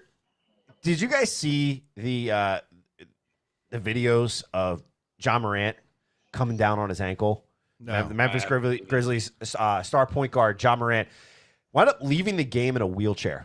Oh, so kind of like Paul Pierce. Yeah, pretty much exactly like Paul Pierce. Shit. Came down on his left ankle in the second quarter against the Nets. Obviously didn't return to the game. He basically went up to block the forward. I'm not even going to Timothy Luluwe Cabaret. I don't forget how to say his name.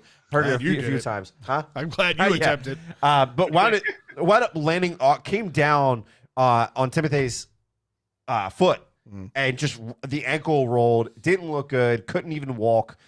They obviously stopped play for a few minutes because he couldn't walk. They had to get him, kind of almost hop him over to the sideline, put him in a wheelchair, and take him straight to the back. Wow. Didn't get any update. At least I didn't look for the update on what wound up happening, but just crazy to see.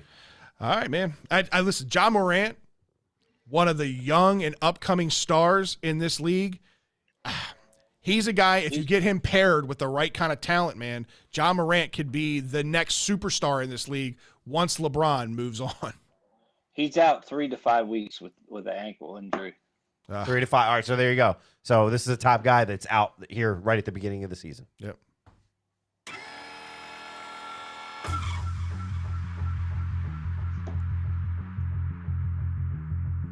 No rules. No boundaries. 2 topics. 30 seconds each. It's time for the 2-minute warning. All right, Scott, it's time for the 2-minute warning. You guys gonna argue who goes first? No, I've gone first for the past like 3 I'll or go 4 first. weeks. Well, let Scott go first on this one. I only see one question in the. I'll hit the 2-minute warning. I got it. No problem.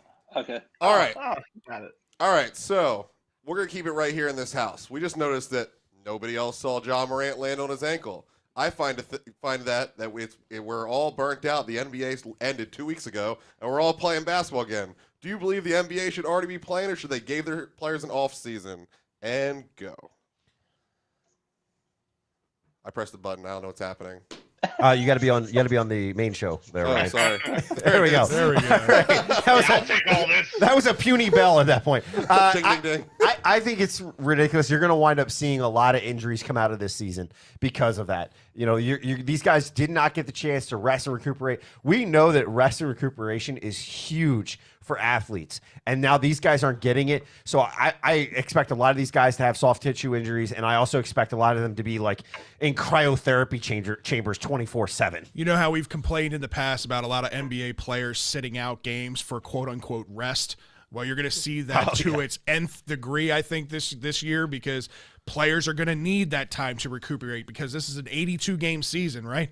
These guys, just like you said, just got finished wrapping up not even 2 months ago, and they're already back out there playing.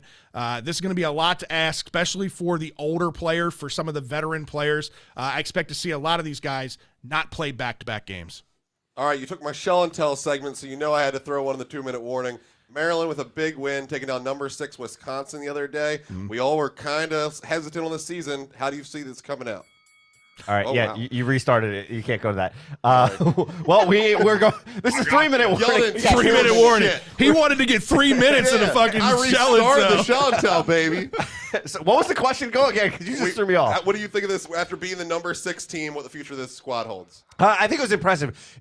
What I really loved was seeing the passion after the game. Turge getting in there. Like, we've heard Turge drop and some language here or there That was an in some of the F-bomb videos. 3 times in like 30 seconds. Exactly. He was excited. These guys coming off the court were excited, happy, and just enthusiastic. I think there's a big upside to this team. I think them upsetting Wisconsin, it's going to be huge in the rankings. I know you guys aren't big fans of the rankings, and neither am I, but it's going to show that we're taking that next step, especially considering we didn't get the chance to really show it last year during March Madness. I'm really excited to see what this team can do, and I think that this is a leaping point for them, beating a number 6 team. Yeah, this is a big win for them. The Big Ten is definitely the powerhouse of college basketball right now. I want to say they have like 7 or 8 teams right now that are ranked in the top 25. It's ridiculous.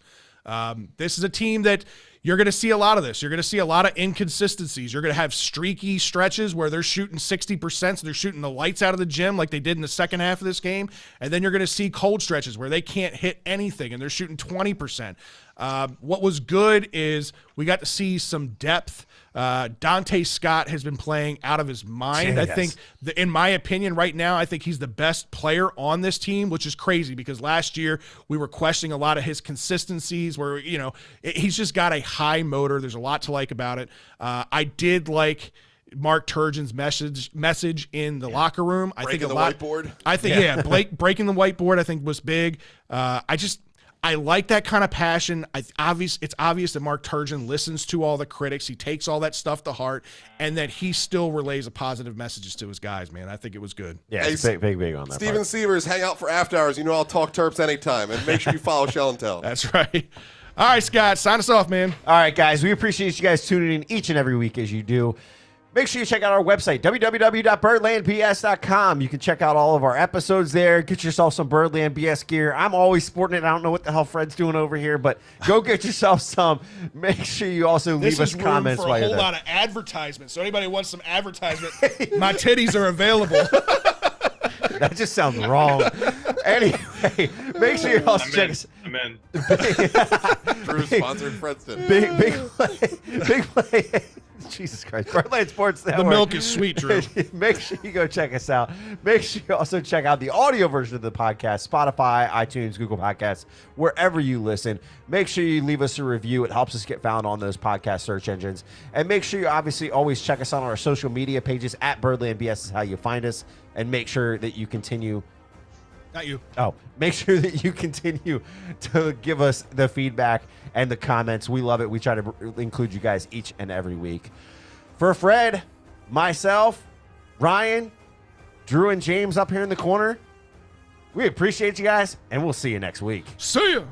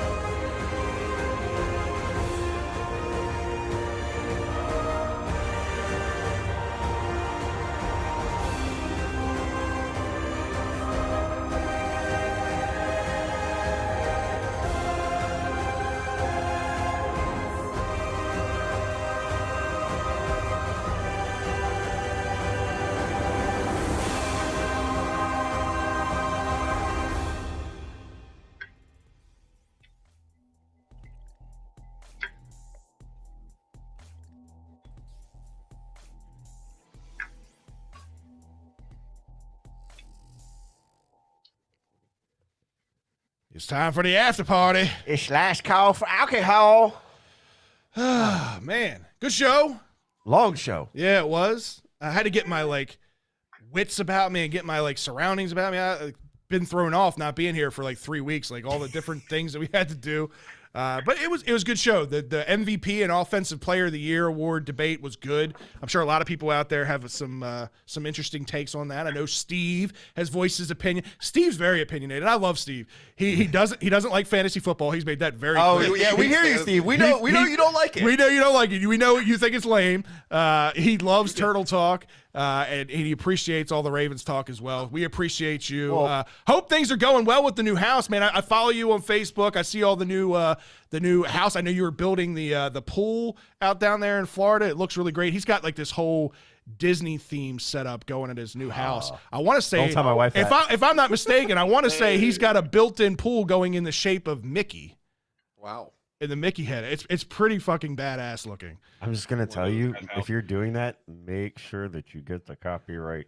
come jackhammer your pull up. They're right around the corner, so.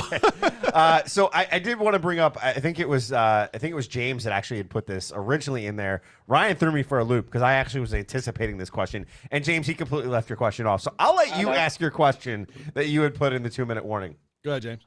I put with the Ravens getting into the playoffs with, taking care of business this week, who do you guys like to play first? I mean, honestly, if I had my choice in the matter, it's 100% the Pittsburgh Steelers in the first round. Black and gold. Yeah, I think the blueprint is out there to beat them. Is Ben Roethlisberger going to play or not? I mean, look, I know he's not, hurt or anything right now. I know that they're just trying to preserve him or whatever. But at the end of the day, he hasn't been good for the last couple of weeks. He did enough to win that Indianapolis game, and thank you for that, Ben. Yeah. But I think it's the easiest path for us getting to the next round would be Pittsburgh. Am I wrong? I mean, Buffalo looks like one of the best teams in the NFL, not just the AFC right now. Yeah, I mean, I think I agree with you. If I could have my pick, it would be the Dolphins, or honestly, with who's in right now, Dolphins are out. So it would be the Browns, the Steelers, Colts, or the Bills, or the Titans, maybe. Well, we would face a division winner, so everything you're announcing doesn't matter. The Dolphins. Well, no, we're just saying, the whole point. Who would you love to go against, and then who do you think will go against? Play a division winner, so is what Drew's saying. So it's got to be one of the. Well, you're right. My you're absolutely right. Is playing against the Packers because that means we're in the Super Bowl. That's true. Right. That's true. I think the Steelers make the most sense, and they've been up and down. They're banged up. There's issues there. To what extent we don't know, but they're just not firing. Right. The only thing to the Bills would be the fact that they have been firing so well, and the Chiefs, the fact that we've seen several teams now that have been able to stifle that offense a little bit more. Doesn't matter to me. We haven't been able to show that we can play with them. I mean, I think they're playing. I think they've been playing around the last couple. We're going to have to beat them to get to our ultimate goal. But in the first round, out of all the division winners, I think it's Pittsburgh is the easy choice. Ryan, am I wrong? Whoever wins our division, whether it's the Browns or the Steelers, I want them. Right. We can beat either one of those teams. Right. I don't want to play anybody else really. I don't want the Titans. They're round 2. We can play the Titans, but I just don't want to see that ghost again. I don't want to see Lamar in his head about it. I want to see him get that monkey off his back, win a playoff game before he has to see him again. Right. So that's what I look at. I do want to point out, Terp fans might not be many, but we are mighty. Every Terp fan or person left was Joe Carlozo and Stevers and Chuck. They're all Terp fans. Way to hang out, boys. Appreciate it, man. A lot of Terps in the NFL making noise. We've obviously talked about Stephon Diggs, his doing big things up there in Buffalo. Darnell Savage, who early on in this year wasn't making a whole lot of noise, hadn't had a whole lot of big plays. Over the last couple of weeks has made quite a few interceptions. I think he's up to 4 or 5 interceptions now on the year, right, Ryan? Darnell Savage? Yes, he got another one last night. So he's what, 4 on the year now? 4 on the year. 4 on the year. It's pretty impressive. J.C. Jackson's doing great. He's leading the league in interceptions, right? J.C. Jackson still, I think he's tied for first now as far as interceptions go. But Stephon Diggs ate him alive last night on a couple of plays. He knows him pretty well. Yeah, he does. J.C. Jackson is second. Xavier Howard from Miami is actually first with 9. Okay. Darwin Gray, former Terp, was released by the Steelers, but quickly found a home. He's going to be going down to Jacksonville, suiting up down there. He belongs in the league. I don't know where he's going to end up, finding a real home. Hopefully it's Jacksonville for him, but that was strange for them to expose him to waivers. Yeah. They need some help. So I don't know why he got put on waivers. You asked us the question about beating the number 6 team in Wisconsin. What was your take on the game? Were you impressed? Do you think that this team can potentially crack the top 25? Not off of this win. They're going to need more than this win to get in the top 25. But do you think this team has a legitimate shot at finishing the year as a top 25 team? I don't think we have a chance at finishing the year as a top 25 team. I think that me and Fred have discussed before, I think the number 6 team was overrated. I think they're a top 20 team. I don't believe they were ever a top 6 team. I don't think they have the talent for it. Yes, they're older. So early in the year, they're going to look good. They have 3 redshirt seniors, and they have 2 seniors. That's who their starting lineup is. Yep. So early in the year, they look good, and by the end of the year, they will not look good because all the people with younger squads and higher talent will have gotten there. Right. But I think that we're going to win more Big Ten games than I was expecting because Purdue, if we didn't completely shit the bed at the foul line, we should have won the game. Right. And we did win this game. So 2 weeks ago or a week ago, whatever it was before those 2 games, I didn't think we were winning any Big Ten games. We look so bad. Yeah. But this is a team you got to remember. It's got a lot of youth. A lot of been youth. Our thing for a couple years now. Yeah, they've got a lot of youth, and this is the kind of win, a Big Ten win like this against a top 10 team, regardless of whether they're supposed to be there or not. They were a top 10 team, right? And the Terps went in there as an underdog, a big underdog, and ended up winning that game on the road. I think that can do a lot for their confidence, and they've got a tough stretch of games coming up here. This coming Friday or Saturday, they play against Michigan, which is another top 15 team there. So this is going to be the real test, I think, for the Terps, and they're playing good. They're playing inspired.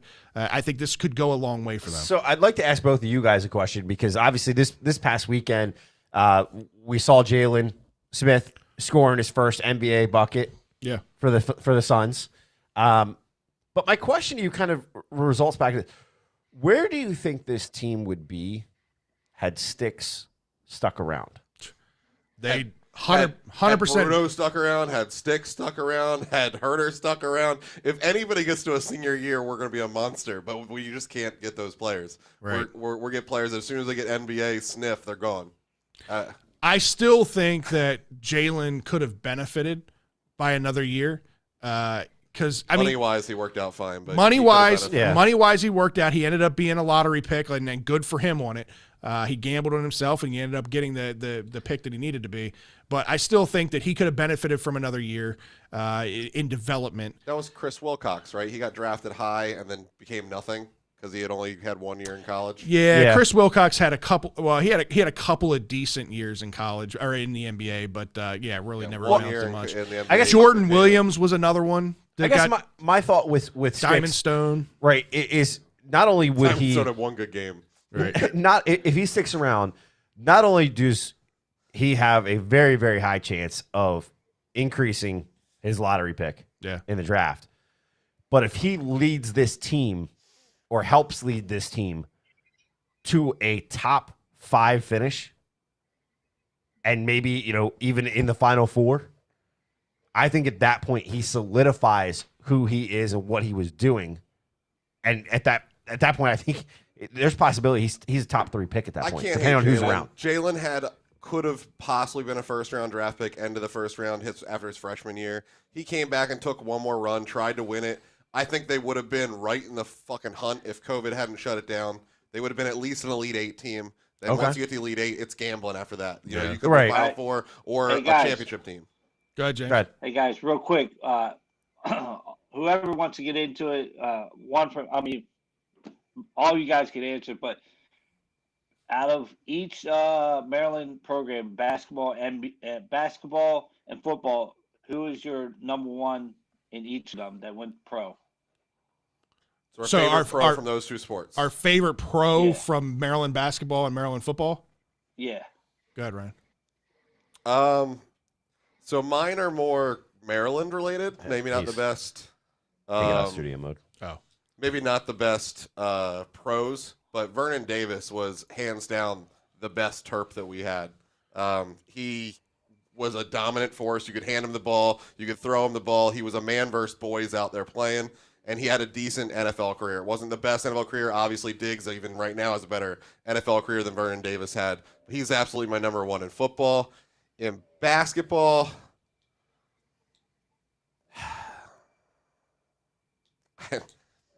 I don't know. I guess it would be Steve Blake, because Steve Blake won us a championship and then just kept improving in the NBA. He was a much better NBA player than he was ever a college player. He had And a that's much longer unbelievable. NBA career than I It's think unbelievable that anybody goes to that. ever expected. I think that's a good pick. I think my favorites, and these, again, I'm not saying these are who were the best pros. These are my favorite pros that came from the program. From the football squad, it's going to be Jermaine Lewis. One, because he kept the local ties with the, being here as a Raven. Was a decent receiver when he was here, but definitely the best kick returner, punt returner in Ravens history, and obviously had a huge impact in our first Super Bowl. So Jermaine Lewis for me is on the football side. Basketball's tough, but I think the most fun to watch for me. Ah, man. Len Bias. No, I'm not that old. I'm not that old. Does he count as a pro? I mean, he got drafted. I would count the funeral home trade that Fred made earlier.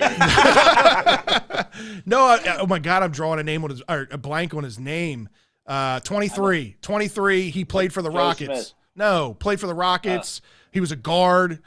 Steve Francis. God, I couldn't think of his name. Even with Steven after he got it out. Steve Francis Stevie. was one of the most electrifying players. He only played here a year. He was a junior college transfer, only played here a year, but he was super exciting to watch. I went to 2 Maryland basketball games, sat courtside when he was here. He was just so much better than the competition out there. How's Fred sitting courtside? Why wasn't I friend then? Yeah, he should have been.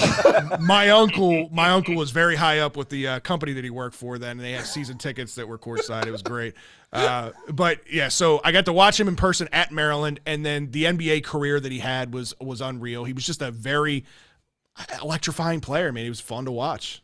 I think for me, from the basketball side, I'm right there with you. I think Steve Blake is the guy that he did better than anybody would have even imagined in the NBA. And I think what he did, we all remember the play against Duke, going out for this and getting the steal. I think it's just he was exciting and fun to watch. He's got a personality and a half. Oh, He does. He's a fiery guy, tough man. He doesn't little take kid. shit from nobody. No, there's a I think reason. it was Steve Franchise and him that got in a fist fight. Wasn't it that one that were chasing each other around the court? I don't know if it was him or if it was Drew Nicholas. I can't I can't remember. remember. I think Yeah, I it don't was Drew remember that. Nicholas. Okay. Might have been. All right. As far as the football side, I think favorite wise, kind of sticking home, Torrey Smith. Yeah. I mean- I was wondering if we were going to get through the league. I was between Torrey Smith and Jermaine Lewis. I just think what he did for the program, and then what he did, keeping it home, what he did for the Ravens and his career. Even I know it didn't end how he wanted it to. On a high note. Super Bowl with the Eagles. I mean, Yeah. Right. the guy's So a winner.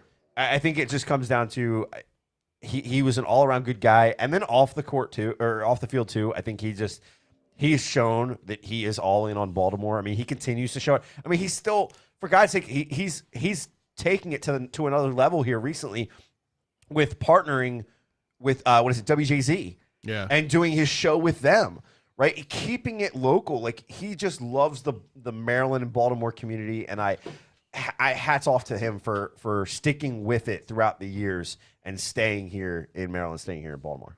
Good choice. Drew, you got one? Sean Hill. Sean Hill. I'm just kidding. That's fine. I'm just kidding. Torrey Smith, all the same stuff that Scott said. You came to the Ravens. You're one of the key cogs in the machine for the Super Bowl run. You go to Philadelphia, you help with a title there. You do all the cool stuff you've done in Baltimore and Maryland. So that's really cool. That's Torrey Smith for me for football. And then basketball, Steve Blake. It's nothing, you guys. I don't really have anything else Yeah. to say. But you guys said everything. I want to give some honorable mention to Jake. I mean, you can't- you can't- I'm gonna say so. You can't disregard what Juan Dixon did here No. too. You know, I mean, I love Juan, but yeah. I mean, as far as the pro career, hands down, Steve Blake had a much better pro career than most of the guys that we've named already. I mean, Steve Francis probably had a more offensive career than Steve Blake did, but Juan Dixon, what he did, playing locally, again, another local kid coming to the University of Maryland, didn't have a whole lot of Division I offers, led the team to a national championship and played absolutely unreal basketball through that championship tournament. Yeah. It was So James, you asked the question, and I know it's not a Penn State question. So, what's your favorite Terp? My favorite, and probably no one really, I used to watch it because when I played basketball at school, was Joe Smith. He Oh, yeah, I love battled Joe with North Smith. Carolina with Duke.